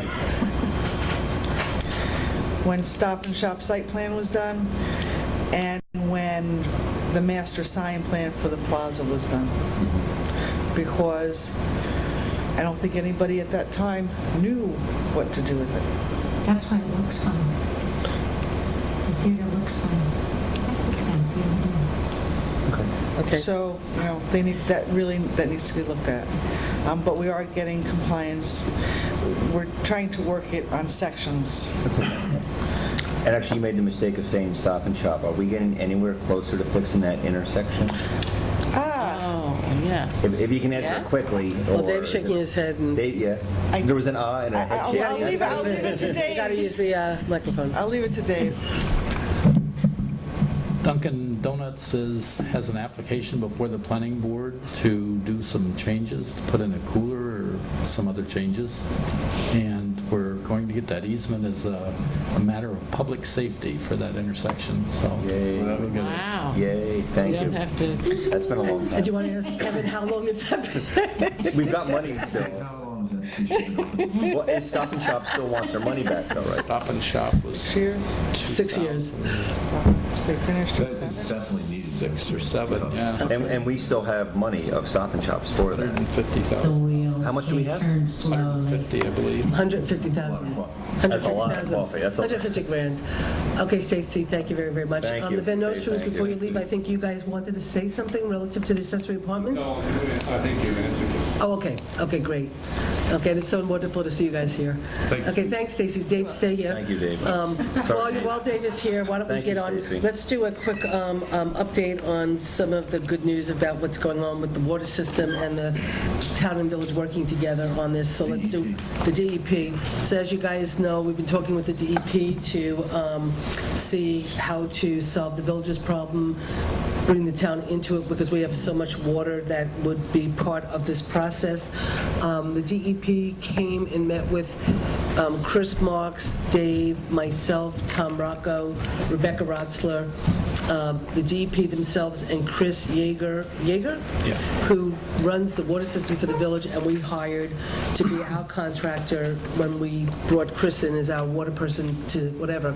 So there was a great meeting. Dave did a presentation that put a team together of Dave being the lead, Dennis Larios working as a consultant, and an incredible hydrologist that I swear to God, if you guys had the opportunity to see him, you would have loved it. This is a guy who makes water excavation and water, whatever, the most interesting thing you can ever learn. He's an amazing guy. So they presented a whole entire proposal of how to move forward with the exploration of finding groundwater in the town and in the village to create this water source that would, A, give the town and village better water that's less treated at a cheaper cost, and that would take care of the problem of a backup system and provide more water for the town. And so Dave did a wonderful presentation with Dennis Larios and the hydrologist. The village board will be with us next week. The DEP will probably be coming back with hopefully a approval of moving the process forward and entering into a contract with the village for the village to hire the DEP to pay for this exploration. And in the interim, Kevin, myself, Dave, and Tom Rocco met, was it yesterday? Yep. My days are so long. We met, that was after my meeting with the sales tax, okay? We met yesterday to talk about the intermunicipal agreement between the town and the village, if something could get drafted up. Because remember, we started this process by trying to create a water system for the town, but now we're sort of working cooperatively with the village to use the water, but we don't want to end up still being just a user, and then we sort of gain nothing. So it's sort of how do we work together. So Kevin, Tom, Dave, and myself talked extensively about how to address all the issues. And what I'll hand out to everybody is Kevin sent an email to Tom and to the village board members, I guess, with his notes of what got discussed yesterday. And then Tom Rocco. This is Tom Rocco. Okay, this is Tom's, okay, this is what Tom, did you get a copy, Dave? Did you see that? Yeah, Don This is what gave me Tom sent to his village board, basically reviewing everything that happened at the lunch yesterday. And then Kevin put together a draft of everything that he, well, I'll let you take over, why don't you go? It's just it's the beginning of an outline for the terms and conditions of an intermunicipal agreement consistent with what the DEP is willing to build and fund. So it's a first draft. It's something that everybody is invited to contribute on going forward. So hopefully this is for everybody to review, to look at, to see if you have any issues and problems. I think then Tom was going to take this information, get it to the village attorney, although he wasn't sure if it was the village attorney or the village water attorney, but he was going to have them review it with the hopes that possibly next week we could enter into an intermunicipal agreement. So then when the DEP comes back and says, yes, indeed, they're going to fund this exploration, that we're sort of all on the same page and we're all moving together in a very productive way for the community as a whole. So did I leave anything out? We're looking at a community water system, and that's the way it's going right now. It looks really good. And the better thing is somebody else is going to fund it. Now, what's your confidence in, DEP made it very clear they'd pay for phase 1, phase 2. Phase 3 is when you actually need to start putting shovels in the ground. Do you have pretty good confidence they'll be there, or? Yes, they've done the same thing for other communities, so. So you have good confidence they'll, okay, good. And I can actually say that in the meeting that Dave and I had with the DEP before they came to the town to do the presentation, I had started the meeting by asking a very, very direct question, and they answered it very directly. And because they answered it directly later on, when they started talking about the possibility of the town possibly giving some money, and I said, well, you know, we might have been willing to at one point, but you already said that you're prepared to pay for X, Y, and Z, and so for me now to agree to give you money, you know, there will be certain people in the community who say, why are you doing that? So you've already put me against the wall. So I mean, we feel pretty confident that, you know, they're not spending all this time putting all this money into creating this to, like, basically then say we're not paying for it. It's not gonna. I think board members should think about, both village and town board members should think about the concept of a new system and the fact that the improvements they pay for will involve new assets that are placed in the ground, and should also involve, in my mind, an upgrade of the existing assets already maintained by the village and town. So we should try to roll that component in so that we don't have kind of a hybrid new system, we have a really new system. So I've talked to Dave about that. So, you know, that we do have a lot of old pipes in the village. Maybe we can get the DEP to help us pay to replace some, maybe not all, but significant lines that are really old. Nothing like having a new car with old tires. Right, exactly. So I think that's important. So right now, for the moment, it's really moving forward in a very, very productive way, and everything is sort of somewhat falling into place, and it seems like it could be a really incredible opportunity for the community as a whole, and It'll improve the quality of water. oh, absolutely, it'll be healthier water because it won't be the treated water. It'll be groundwater, hopefully, but it's all looking really, really good. Well, groundwater would have to be treated. Not to the same level. Just chlorine, no, it's not everything that you have to do with the aqueduct, turbidity and all the other things that are in the surface water. Much cheaper treatment. I mean, would there be a place for people who don't want to drink the chlorinated, supertreated water?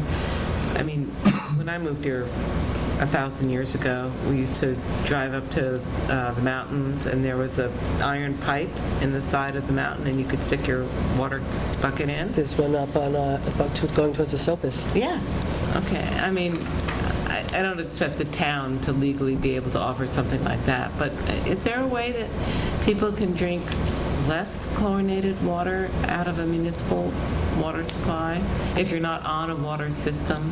There's ways to take chlorine out of the system, too. I've done water systems, design water systems that you have to chlorinate because of the health department rules, but then you can take it out with a carbon filter, and then you have to do a UV to make sure that you've got all the bad things out We'd of it. rather have the Cadillac, right? What? The Cadillac system would be better. But actually, So whatever system we design, maybe we should design it for New Paltz standards.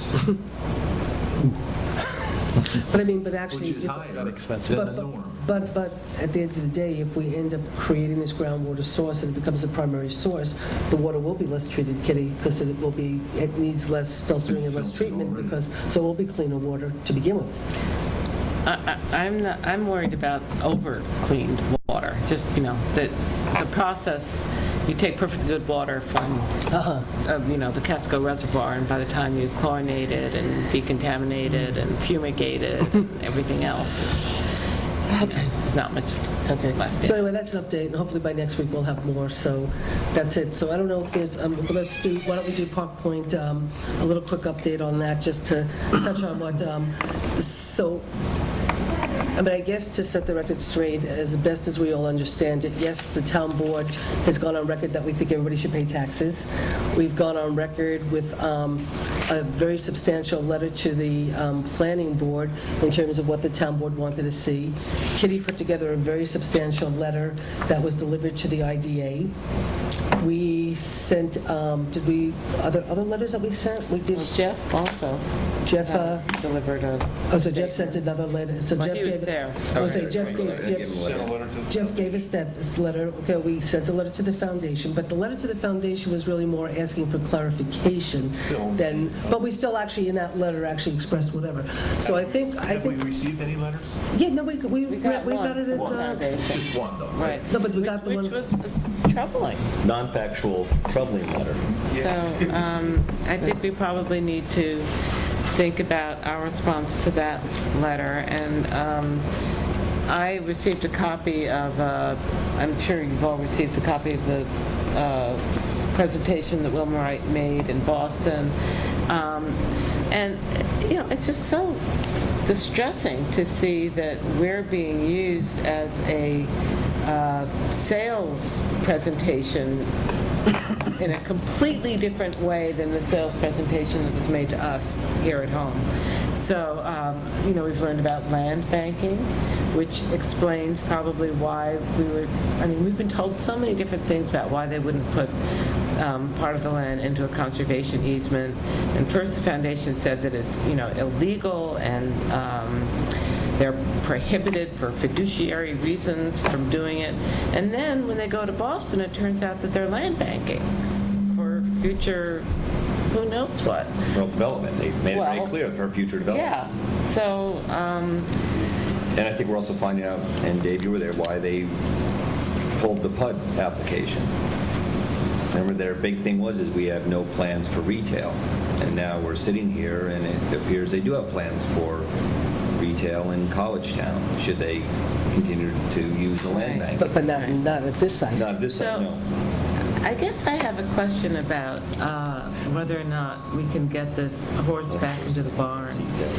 Now that we have redistricted into RV zoning, is it possible to go back?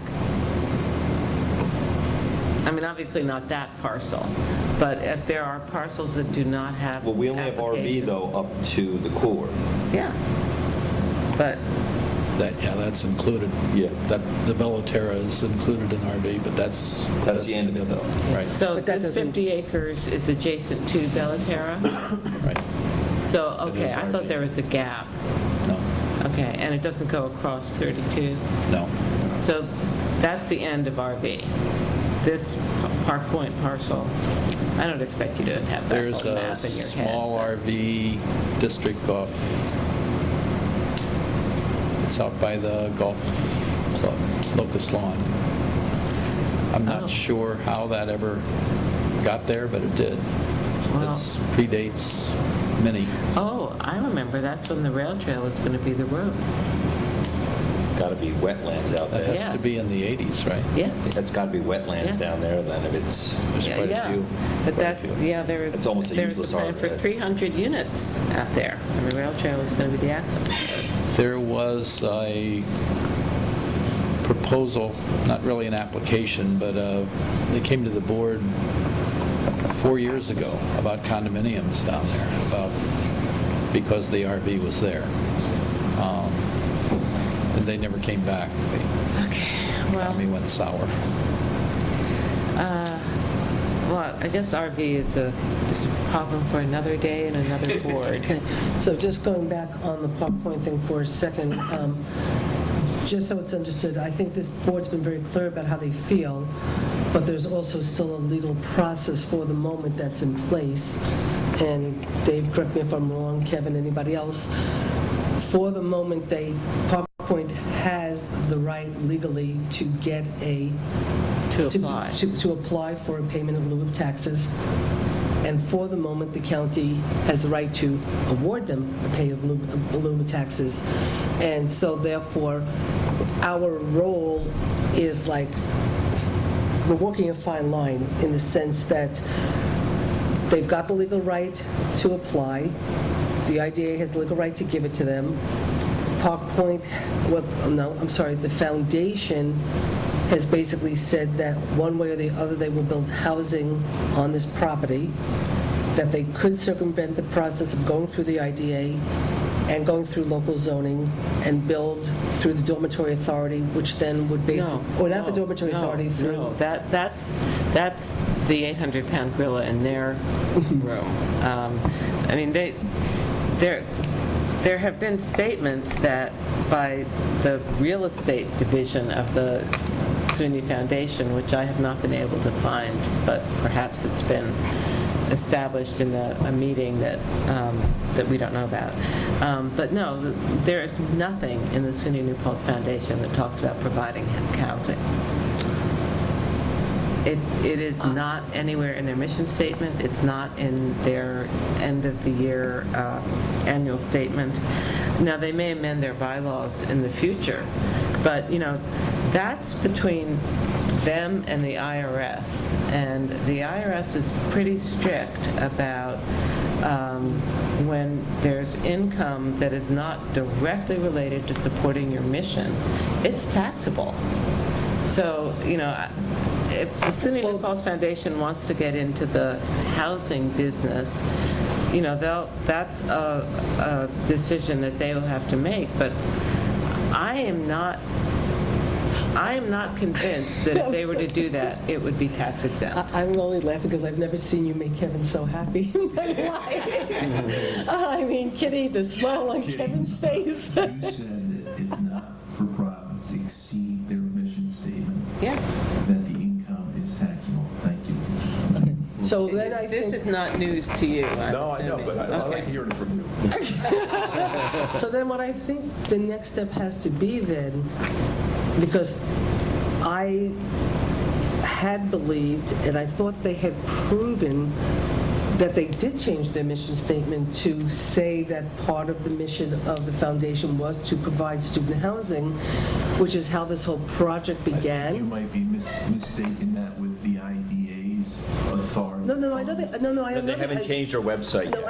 I know the idea changed it, when they changed it and they made student housing because I was supposed to go up, as Jeff keeps reminding everybody, I was supposed to be up there at 8 o'clock in the morning when they were doing the public hearing on the changing of allowing the dormitory authority, the dormitories to be part of IDA, and I was supposed to go up, and that's when they changed the meeting, and then they rescheduled it, and we were never told. So no. I thought the foundation itself had changed at the beginning of this project, that they had changed their mission statement to allow for student Certainly not at housing. the beginning. They may Well, have just, I mean, in the last 6 months, but it's not. But we have to find out, I mean, if they... To kind of sum it up, our position is what our position is. There has been no communication in any constructive way. I consider it a huge gap between the zero and everything. And my position is, and it has been, that if they don't pay their fair share of taxes, if they're given a pilot, which gives them an economic advantage above all of our local citizens, then we should use every legal basis we have to stop it.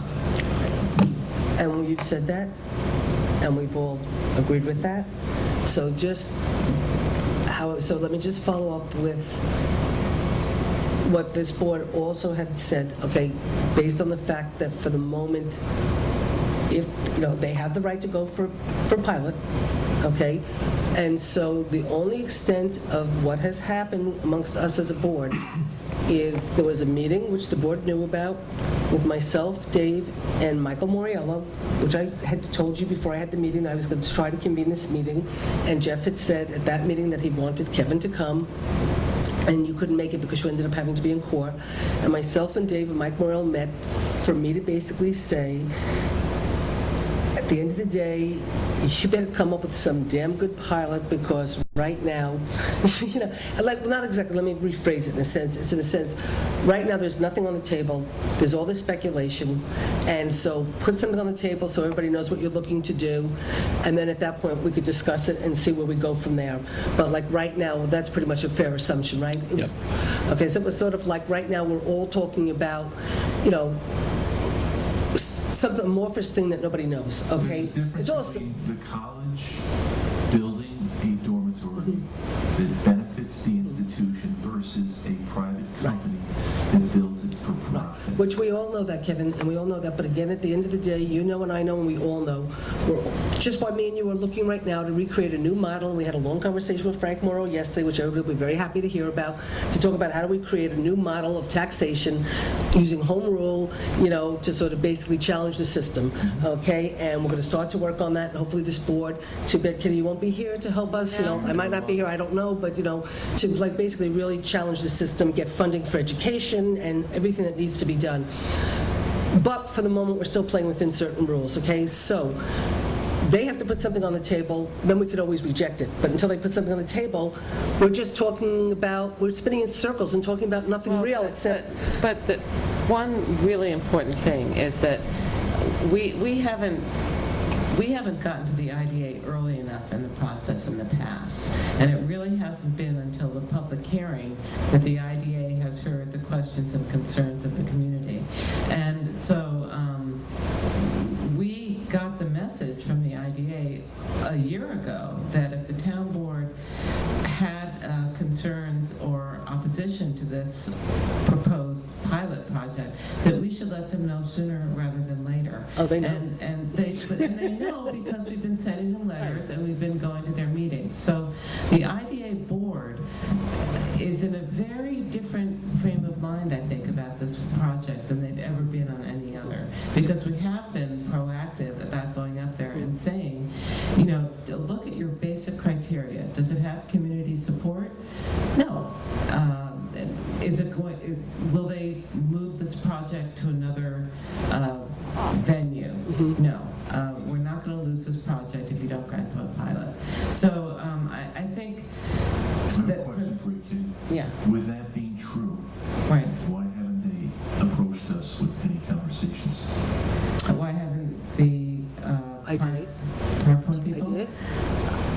Why haven't they approached The us? IDA or Park Point? No, I'm saying with everything the IDA knows about the feelings of the community, which should impact the probability of success of granting the pilot, if that is known to the applicant, why aren't they trying to talk to us? Let me The know. applicant. Yes and no. I mean, No, I think, as far as I know, the applicant has not reached out to the town board, and that is a mystery.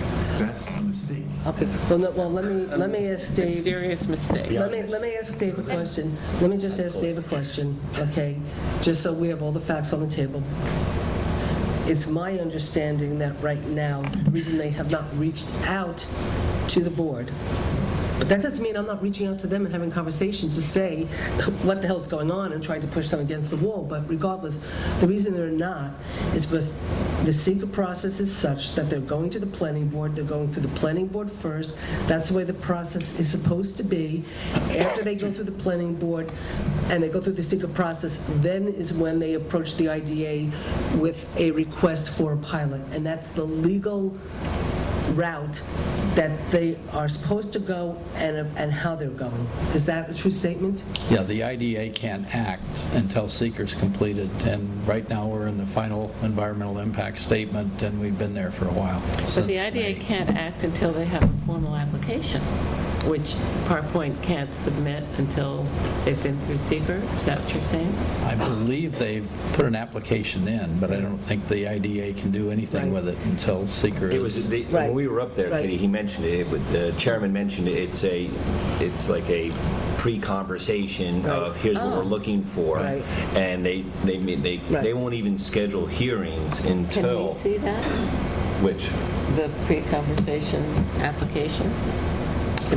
Can we probably there's got to be spoil something. that? Yeah, I Probably think make- George has got it, actually. We might be able to George ask has seen for it, but they did send something up. 50 or 60 pages long. But again, it's like, I mean, there's so much conversation going on, and rightfully so, but again, let's put facts on the table so we all know what the truth is. And so they're going through the secret process, they put in their pre-application, but the IDA board cannot act until the secret process is complete. Okay, so that's part of the reason they have not come to us. And, and so when I've challenged them to come to us, they've said, we can't come to you because we're going through a legal process, and we can't. Okay, so the meeting that I tried to, so we had this meeting with Michael Moriello, and the purpose of that meeting, and I was very clear with everybody at the table, was Michael is a hometown boy. He lives in this community. He knows New Paltz. And so I had asked for a meeting with Michael and Dave without any of the lawyers from Park Point or whatever, to sit with Michael and say, Michael, come on. You know what's going on. Come on. Okay, so then what ended up happening was I went to set up a meeting with the people from Park Point, which again the board knew, with Kevin, the people from Park Point, from the governor's office, the county, people from NYSERDA to do some, to bring some more energy things to the project. But let me think, the planning board chair, you, George Lithgow, the planning board lawyer, and then I was called by the governor's person to invite the college president, of which I said to him, technically, it's not really the college president that's involved, it's really the foundation, and it's a strange relationship. But he's on their board. I know, well, but they weren't understanding that. So they said to please invite somebody from the foundation, so we reached out to the foundation. So a meeting was supposed to be set up with somebody from the foundation, with the president, somebody from the president's office, the planning board, the lawyer, the engineer, Wilma Wright, myself and Kevin for the town board. Did I forget anybody? And what happened? Okay, and then what ended up happening was, I visited up at Wilma Wright. I went up to Wilma Wright and combined a trip that I had up there and went and spent an afternoon looking at the place and having a meeting and a lunch with Tom George. And my husband was with me, and my husband was pretty intense. I mean, I didn't have to say too much because Steve said a lot about the problems of property tax in New Paltz, the cost of, like the services and whatever, and really trying to get, them to really understand what was going on. I spoke. So Tom George wanted to go back and do some more work, but he was still willing to have the meeting. The meeting was scheduled to be on, but then the governor's person had to go to Sullivan County to meet with the lieutenant governor, and he had to go to the city to meet with somebody from the governor's office. He said he would try to get to the meeting, but didn't know how much time he could spend, and I thought the most important person in that room was the governor's person, so they could understand what we're trying to deal with and what we're, the implications to the town and how we feel. And since Tom George had sort of wanted to wait anyway to do some more work based on the pressure I was putting on him, that we said we would reschedule it, and then, because of the budget and everything else that I've been dealing with for the past couple of weeks, I haven't had a chance to reschedule. So as soon as the budget is put in, September 30th, I'll have time to try to reschedule the meeting if that's what the board wants. If the board doesn't want it, it's okay. I mean, it's right. I'll be as proactive as the board wants, or I'll sit back and do nothing. I just sort of feel that we have to just keep the pressure on and try to keep forcing, because I don't want to see the town with nothing. And so we have to try our best. I mean, again, I'm going to just go back to the community, to when Dr. Meschel was building. I just need to. Yeah, go ahead, sure. I just need to jump in here and Sure, say go ahead. that I just want to make sure that we're not working at cross purposes, because if we're sending the message that we're opposed to a pilot, and you're saying we understand that you have the legal right to apply for a pilot, so let's make it as palatable as possible. I just think we're sending a bit of a mixed message. So I guess what I would rather see for the moment is, if we know what their pilot would look like based on the new formula for dormitory housing. I mean, that's what they would like to see their pilot look like, Well, right? I'll just jump in just real quick, and then Kevin wants to say something. In the IDA, the way the IDA set it up, that for each unit, they can get from $400 to $800. No, 200 to 600. 200 to... It's 450 to... for each four No, room well, it was 450 to 850, I 450 believe. to 850 for a unit. And then the way they define a unit is a kitchen. Right. Okay, which we always thought it was a bed, not a kitchen. Our point, Wilmerite's saying it's a kitchen. I said to them, well, you might think it's a kitchen, we think it's a bed, okay? So how that gets defined by the IDA, Kitty, we might have some real serious influence on that. Simultaneously, the county, with Marge Gallagher and Dennis Doyle both called me and said, you know that even though it says 450 to 800, you could go back to the IDA and say you want $1,000, you want $1,500. So in some ways, we still can. So to say that they know what they want it to be doesn't mean that's what it has to be. But go ahead. I can answer your question, Go ahead. Kitty. I think you're always better off trying to talk to the other side and have a dialogue. You can always say no. So all we've done is try to encourage a dialogue instead of a Mexican standoff. And the way it's heading, if the dialogue doesn't come, then it's a Mexican standoff, and that results in litigation, lawsuits, and all those other things. So, and that's what happens when there's a failure in communication. And that's what this is. It's a failure in communication. Well, I understand that rationale, but I think what's happening is that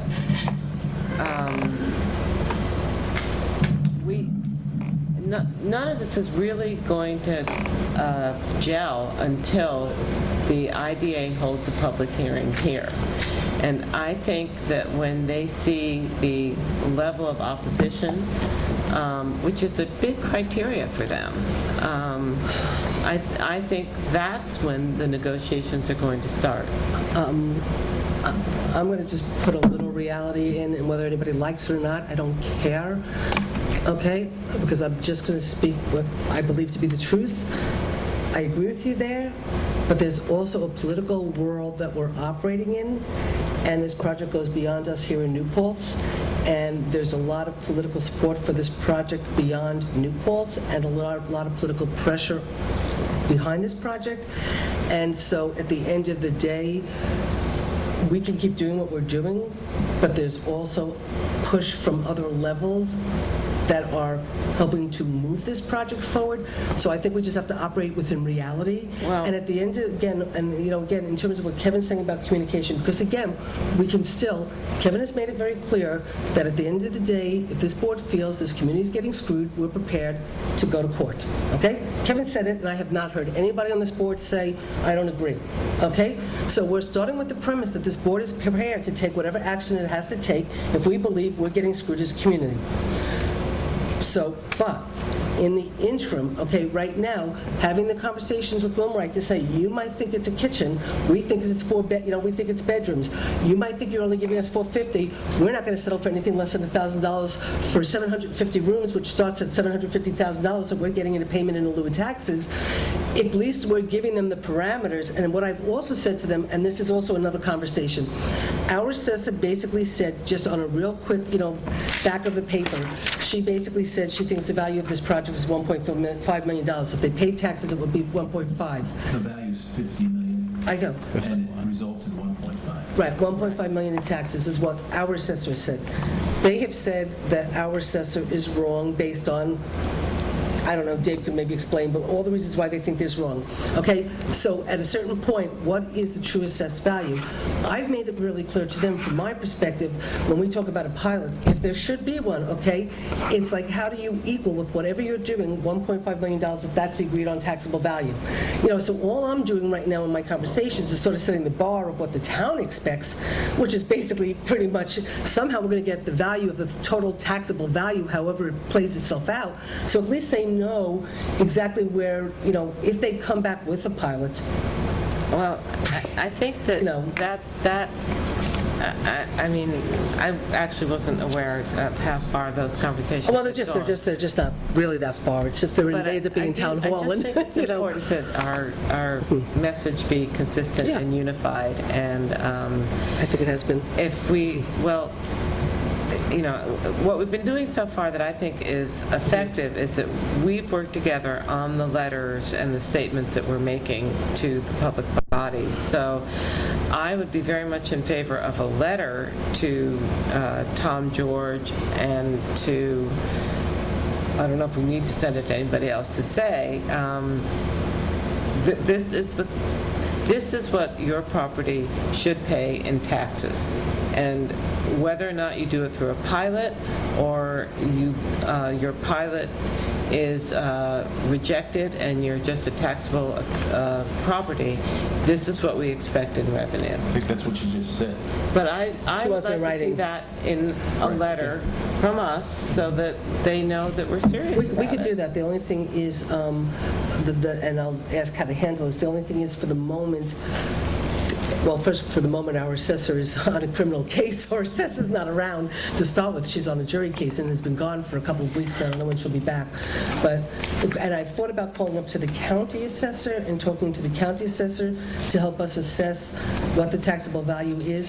So to me right now, and I've said this to Park Point, I've said this to the lawyers, to Mike Morello, I've said this to George Lithgow, is right now, I think what we have to do is first come to an agreement of what we believe that taxable value is and how we legally, defend that taxable value. But, the bottom line is that we want them to pay the same rate that every other taxpayer pays, and it doesn't really matter what But the Susan's assessed right, you value have to is. establish what the amount is. We can't, they say they're going to build this thing for, what, $50 million? So we would have to assume it's going to be worth that amount or more. People can challenge the assessed value anytime anyway, so we might as well Right, so know all we want to say is that they will pay at the same rate that every other taxpayer Well, I pays. think what you have to, that's where we are. And it yeah, doesn't- but I think in some ways, if we can start to try to put pen to paper and say what we believe the taxable value is, if they want to challenge it and say, we don't believe that, let them put their reasons why, and... I don't think... Yeah, just so we maybe can move I'm wrong, forward. I don't know. Just so we can move forward, but I think the taxable value and the pilot are two completely separate conversations. Taxable values, you can, what it's assessed at, it's going to probably end up in court or not. I'll use the example, I've been looking at pilots around the county. It's interesting, you look over at over at Lloyd, they give pilots there. Most of them are, unless you're on the legislator, and then it's a whole different bizarre thing. But for most of them, it's 10 years, 5%, you start at 50%, you pay 5%, and you know what the school gives? Nothing. The school goes over there and goes to the IDA and says, here's what you're going to give Lowe's. Nothing. Here's what you're going to give a $1.5 million building that was just built over there. School just went to the IDA and said, you're going to give them nothing from us. The county gave, the community, the local taxes gave. The school board said, we're not going to give any of our money away, and the IDA followed it. So we're sitting here talking about the smallest tax bill of everyone here, and yet we got a school board sitting there with their hands not on the table. I don't know where they are, but I wish they'd put their hands out on the table too, because that's my biggest tax bill. Well, I will tell you that, I will tell you, I know the districts are doing it. Jeff, I will tell you in the town gal meeting, because this comes up all the time in the town gal meeting, I had actually brought up if there should be a pilot, if there ends up ever being a pilot or something, that the town would like to have a greater portion of it, because we're the one who is, we're the ones who are going to suffer the most in terms of our expenses for the police and for whatever, so we're getting more of the burden, and... The problem is, it comes into one I know. It doesn't matter, me and Kevin are going to solve the problem next year when we radicalize. Anyway, let's move on. Okay, so let's move on. Okay, so that's where we're at with that. Is Okay, as far as majority's board concerned, is the pilot is no. Okay, so now the few things that we have left, the ZBA trading water bill, and we did the accessory apartment. Okay. Right, okay, so the ZBA is really pretty quick. Jean, and this Does is... Dave have to stay for this? No, Dave doesn't have to Good stay night, for anything You're else. free to Thank go. you, Dave. Thank you. Thank you, Dave. Good night. Okay. Okay, so basically with the ZBA, and Jean, you'll have to figure this out for us and stuff. What's happened is Linda Donovan, the ZBA chair, has said, we discussed this issue of getting training programs approved by the town board. Too often we learn of something appropriate that does not allow I was just thinking we could have used Dave for the water bill. Anyway, too often we learn of something appropriate that does not allow enough time for the board to approve it. Furthermore, this is a rather minor administrative detail that does not need the attention of the supervisor and the board. Consequently, I would request the board authorize the chair of the Zoning Board of Appeals and Planning Board to act in the stead using the criteria outlined by the town's lawyer, Joe Moriello. Now, the thing is, So moved. I just think it's so ridiculous. Yeah, the only thing Come is- to us for training it credits. is. The only thing is, I just think by town law, State comptroller. the state comptroller, I think we have to. So I don't know what Joe has, there's something in here? Check it right. Yeah. It says that Well, because it's embodying So let me, funds, too, but let me ask a question, if we could do it this way. Can we let them, can we give her the permission to approve it, but then we just ratify it? So we're still approving it, it's just we're approving it after the fact. Such training shall be approved by the town board. So it doesn't say So they when. can go and do it. So they can do it, we can approve it The after. state comptroller says any training that you want paid for with public money has to be approved by the town board prior to attendance. That's what the state comptroller says. And so since this is our own thing, it says such training shall be approved by the town board. So it appears to me that the town wrote it right in there. They just didn't put prior to. So is there any way around it, or we just have to stick to the fact that we have to deal with this administrative thing and, Well, this whole thing is from Joe? yeah.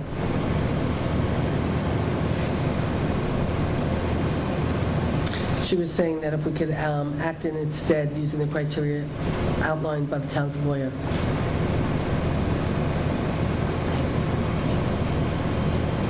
Do you want me to show that to Kevin? Oh, sure. I Kevin, just don't think is it's it, answering. Kevin, here, look at these two things, and while we do that, let's just go on to this water bill really quickly. Do you have the water bill? You're good at this stuff, Jean. The water bill dispute? Oh, yeah, I got a problem. And Chris? Still here.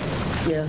You know, just so you know, we've come upon this before in previous administrations, and we've always done the same thing. Which is what? Pay the bill. You use the service, pay the bill, and we did come up with a reasonable payment schedule. The one upon, we come up with a reasonable payment schedule. The payment schedule on this one that they're offering of 5 years is absolutely not reasonable. You know what we're talking about, right? I think the reasonable schedule, Gene, the reasonable schedule would be so it about reflects what they would have paid quarterly, which would be about a 30-month payoff. Would give them about the same I would average. say that it needs to be paid before the next tax bill, because otherwise it gets re-levied. Well, the only, and do we get, is there any penalty allowed, or is it like 0.5 or 1.5? Usually what you do is you allow them to pay over a 6-month period without incurring a penalty after the first month that the new bill goes out. So moved. Chris, could you come here and explain For this to discussion? me? Okay, I'll do second that. it for discussion. Yes, we'll discuss that. So moved. It's what we've had these before, Chris. Before you got here, we've had these before too. With, I'm sure Roseanne was in the office. Remember, Roseanne was one up there by the liquor store. There was one up on Cherry Hill, and we've always done. And was it always 6 months? We always did, and Whatever penalty periods fell within Right. the 6 months, Right. they wouldn't be subject to that penalty. and actually the one I know one was in much excess of this. One was a couple thousand. That one was thousands. Well, it's a little bit more, I think, but, All right. okay, so, So I got a couple of questions. How is the previous reading 10 and the current reading 14,228 if it's a repaired meter? Well, do you really believe that to be true? If it's a repaired meter and the meter started at 0, how did it go in 1 quarter from 10 to 14,228? It's a $1,200 bill when 5 years ago,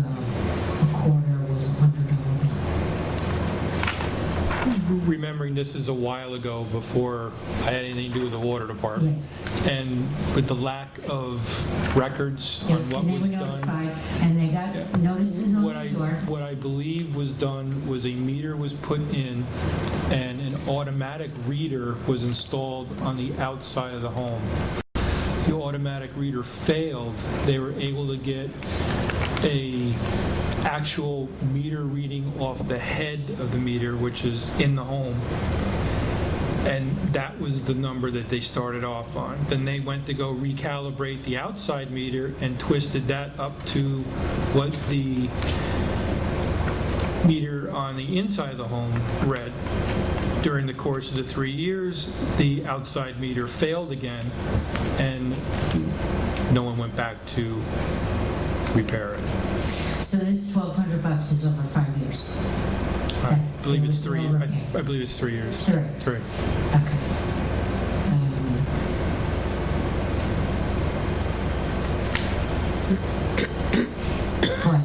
The problem arises from using outside readers. We're very far behind the times.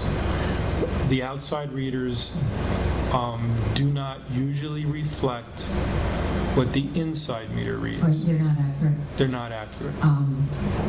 Now, we were going to go I was in, just gonna say- decide, we made a deal that we bought the same ones the village, and we No, were no, going what to pay happened them was- to install, and... You didn't do it. No, this is what I think happened was, the village, we at the beginning of the year when we first came into office, the village offered, which was amazing, but the Yeah. village basically had money left over.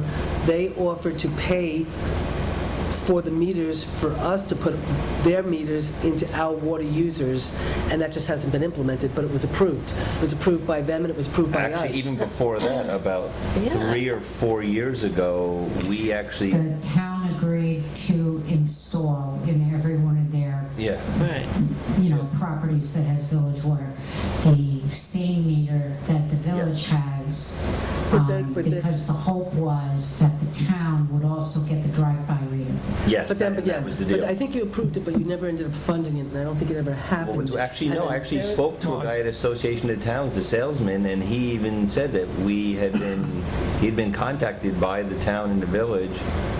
Well, I I know thought that- the problem with that was that the village was going to read Yes. our meters, but then the income from that had to be collected by the village for the town?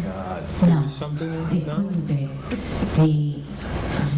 The data could be read by the village, but the revenue would have had to have been collected by the town. But I don't think there's a way for and I'm not sure about this, the village to download their information in a town database for us to be able to bill our customers. We don't have that technology. Yeah, well, the amount of town water customers would take about a half an hour. I understand that. And they wouldn't, Yeah, you municipal cooperation. Well, we'll try to figure this problem out about how to solve that one, but let's... I get like back the to idea. Don't get me wrong, Jim. Joe, let's get back Let's to do it the- tomorrow. How do you feel about this? Wait a minute, because I did notice that I was thinking that $1,200 was high for sewer, because sewer doesn't necessarily mean all of the water that was running, because it's not water and sewer. But it is sewer 6, which means it's at a higher rate, because it is sewer 6, and there's only a handful of people. So $1,200 could be realistic for letting a broken meter go for 3 years. So I would be in favor, and so I think Jeff made a motion. I would be in favor of the 6-month payment plan. Penalties to be removed after the board approves a payment plan. So they would be excluded from the re-levy in November? Yes, they would be excluded from the re-levy in November. And I will add that shortly after this letter came, we did get in the home, we did replace all of our equipment. It is functioning. The reason I was hesitant is we really, as a department, years is deplorable. It should have been done a month, a day, a week. I mean, It's not even that, 3 months would have been... it's not that hard. So Chris, what policies are in place now to make sure that doesn't happen again? Chris is now their man, Chris is now the supervisor. Well, Do you have a policy manual? yes, we do. Now we write I have one actually we're working on now. I was informed that we haven't been able to get into the home for quite a while. It's a rental, so I'm sending a registered letter to the owners that they have a non-functioning meter. If I don't get a response back, I will turn off their water, and somebody will sure as heck call me pretty quick, and I'll be able to get into the home. But Gene, just so you know, it actually works out to, it averages out to $106 a quarter, which is actually on the low end. They were averaging about $144 a quarter. Okay. So it's actually the low end. Aye. Okay, so, all in favor? Aye. I motion carries. So Rosanna, you'll follow up on this? Okay, great. And then Kevin, do you have an opinion on, so we can... What are you asking my opinion for? The warrant. No, I'm asking your opinion on that. I'm asking your opinion on this. I want to know why we have to do anything, but to adhere to our standard policy, which is if somebody wants training, they tell us when we approve the voucher. No. What's being asked of, okay, right now the policy is, according to the controller, whatever, the ZBA has to go through certain training, planning board. They have to come to us, we have to prove it. But sometimes some training comes up that comes brought to their attention, they want to go to it. Most of the time, something comes up, they want to go to it. By the time we have a board meeting and we can approve it, the training's already happened. So they want to be able to approve the training without having to come through us as administrative function. But it's not a problem with approving the training, it's approving the cost of the training, right? So are we going to approve the training and then talk about the cost later on? Can we just make a blanket approval right now and say that we approve allocating the appropriate funds for whatever training our ZBA members have to take to meet their annual training requirements? Sure. Can we do Would that that? work, Jean? Sure. I mean, it's just, And then when we budget, we'll have a line item for that, you'll have to... Yeah, well, I think it's about $1,000, I think it's $1,000 bucks, Yeah, but... I mean, It's they go to budgeted in the trainings budget line anyway. So I just could we- made that motion. So we can legally, we just want to be in compliance with the controller, we want to be in compliance with our town code. Because I remembered when Linda Donovan asked me about this, I had remembered Jean specifically saying at one of our meetings that it's our obligation to approve all training before people go to training, and that's why it's on the agenda tonight. Okay, so I just made a motion that we approve funding for training for our ZBA and planning board members to meet their annual training requirements. You second that? That's my motion. I'm sticking to it. I think you mean pre-approve. Is that what you mean, pre-approve? Yes. If that's what you tell me, I mean. Well, I don't know, you're saying that you're just approving, you have no money in there, you have nothing. No, she's We have a budget line for them. I mean, that's what Just because it's in the budget doesn't mean it can be spent. So we're asking So for... I'm Gene, we are asking for pre-approving the a cost yes. of their annual training Yes. requirements. Okay. That's one of my lines, by That's the the way. correct mechanism. Just because it's in the budget doesn't mean it can be spent. Okay, I'm getting it. so, Stereo. So is there any discussion? Yep. Any discussion? All in favor? Motion so carried, terrific. I could let Linda Donovan know tomorrow, she'll be very, very happy. Nay. Nay? Well, if you think we shouldn't do it, Well, I thought you'd be jumping up and down I over can't do this. that. if you think Well, if you think I mean, we're it's doing it illegal, wrong, and I if you don't think wanna we're do doing it it. wrong, we don't want to do it. That's why it was brought to the board tonight, because I was being asked by Linda and by, whatever Joe wrote, but I don't think that, Joe's response says, if the board feels that the training is appropriate, then the board should do it. I feel that the training is appropriate. I am aware that the planning board and the zoning board are required to have a certain number of hours of training annually. However, the New York State Comptroller says if you want to pay for it with public dollars, it needs to be pre-approved by the board. That's all I'm saying. And that's the way I'm voting. Sorry. Didn't we just say it has to be pre-approved by the board? We just pre-approved No, it we pre-approved it. pre-approved that they're allowed to go to training. and then we Right. pay for it. But then the payment process, we can carve out as a separate action item that we pre-approve. Right? Explain that, Kevin. That- So we're authorizing them to meet the minimum requirement. And then we can pre-approve the payment once we know what the numbers are.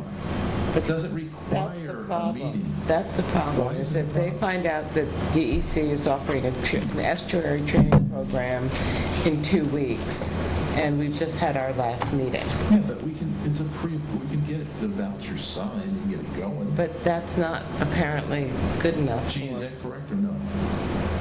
No. Well, then tell me what we should do, please. Okay, what you're allowed to do a prepayment on is a utility. Utility bills, your Come on, monthly we utilities, pre-approved things a like lot of that. things beyond utilities. You do utilities, you do health insurance, bonds. But this isn't a prepay, this is, I mean, these poor people are required to go to these annual trainings, they want to go to these annual trainings, but they have to submit an approval. Well, no, I'm going to withdraw it if you think we're breaking the law. You know, I move that we rescind the prior approved motion. Any seconds? I'll second it. All in favor? Discussion? Aye. All in favor? Okay, so we'll just go through the process and we'll just try to get Linda to, I mean, look, you know what we can always do is if they get something, I can always try to call a meeting with three of us at 8 o'clock in the morning, at 7 o'clock in the morning, 8 o'clock in the morning, three of us could get together and we could just, try to get it approved Or as they quick as could do possible. the training, pay out of pocket, and then we can also then reimburse them too. Can we? Sure, why Well, can't we? because we haven't approved the training. I thought they were doing that actually at one point, weren't they doing that? Why don't we, Can we do that? we can approve the training, Yeah, we're gonna get not that. deal with the payment piece. Right? Gene, I'm looking for some input, please. And We can approve the training piece. We can authorize them to meet the minimum requirements. Correct? No, they are required to meet the minimum requirement in order to serve. Yeah, I mean, That's a That's the- catch-22 though. that's state law. that's the problem. They're required to do this, but in order to do the thing they're required to do as a volunteer, Either they do it on their own, or we assist them in doing it. I like the idea of them doing it and being reimbursed. But our bookkeeper probably won't like that. No, I don't think our bookkeeper cares. I don't think that's a problem for her. Payment, It's just a yeah. matter of them having the money to put out. But they're And not going to have a voucher until after they've done it. Okay, I move we table this now. Okay, so we'll table it. So let's just, we have to go back into executive session to make a personnel Okay. decision. But we Do have to make an appointment to the Environmental Conservation Board of Laura, I mean, I'm assuming, Is that a motion? yes. Second. All in favor? Aye. Aye. Motion so carried. Okay, so you have to give the name. We have to go back into executive session for the purposes of making another decision on personnel, but we still have... But can we do the warrants Yeah, before we I was do all just about that? to say that we have the minutes and the warrants and all that, so So everyone- I do need you guys to sign these, and I got to make sure that I get each one of these back. Okay, so one, it's like a prepay for Victor Cornelius, it's, and some other things in there. I will tell you, I got to thank you guys for having me do my mileage, because it's being put in, but now I'm going to get to whatever. But so I have that for this, so you can approve the warrant with no problem. So can I have a motion to accept the, can I have a motion to accept the warrant? Jean and Kitty, I guess you should do it, or does Kevin? Okay. Have the boys do it. I move the town board accept the warrant and In the amount of, authorize the payment of, Just make sure you can't keep those together, because we are, no, we're keeping them together. Okay, I in the need, amount of $835,467.19. $835,467.19. It's a big one. a lot of insurance, and there, and the truck payment in there, You know, I gotta tell you, and we bought a green car. We bought a green car. say yes, Jeff. Yes. Yeah, they want the Yes. car. Yeah. We bought Okay, it? all in favor? You got it, yep, you got all the All in bids. favor? Aye. Okay, motion's okay. I have to tell you, when I sometimes sit and go through some of the warrants and stuff, and I find like when I'm doing the pre-approval, and all of a sudden I'll look at it, it's like I just approved $45,000, like sitting in one motion, my heart Yeah. palpitates. It's like scary. Where's your dad? I have it in my hand, yeah. Oh, you have it in your hand. And then, what was I going to say, can we do the minutes?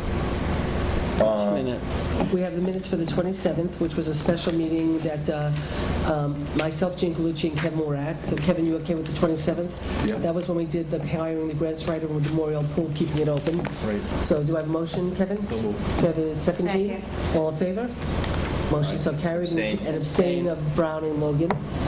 Then we had the special meeting on the 6th of Brown and Logan were absent, and it was myself, Jean, and Kevin, where we did the crossing guard and the Greenway grant. So do I have a motion? So moved. And a second? Second. All in favor? Aye. Motion so carried. And I will just announce that the OSI did come up with the $5,000 match for the Greenway grant. Oh, wow. So that was really great. You also have the I know, I'm just, didn't get up that. And now I have the 22nd, which we were all out, and that was when we did the audit, the resolution for the bike ped grant, for the Greenway grant, the school district contract, the city foundation letter, court officer, court parking accessory apartment, administrative assistant, the bookkeeper, police commissioner appointment for the negotiating team, local law prohibiting political solicitations on town property, which was referred to ethics, highway and building ground lawnmower, electric car charging station resolution, and that was that meeting. So do I have I make a motion to approve them. do I have a second? Second. Any more discussion?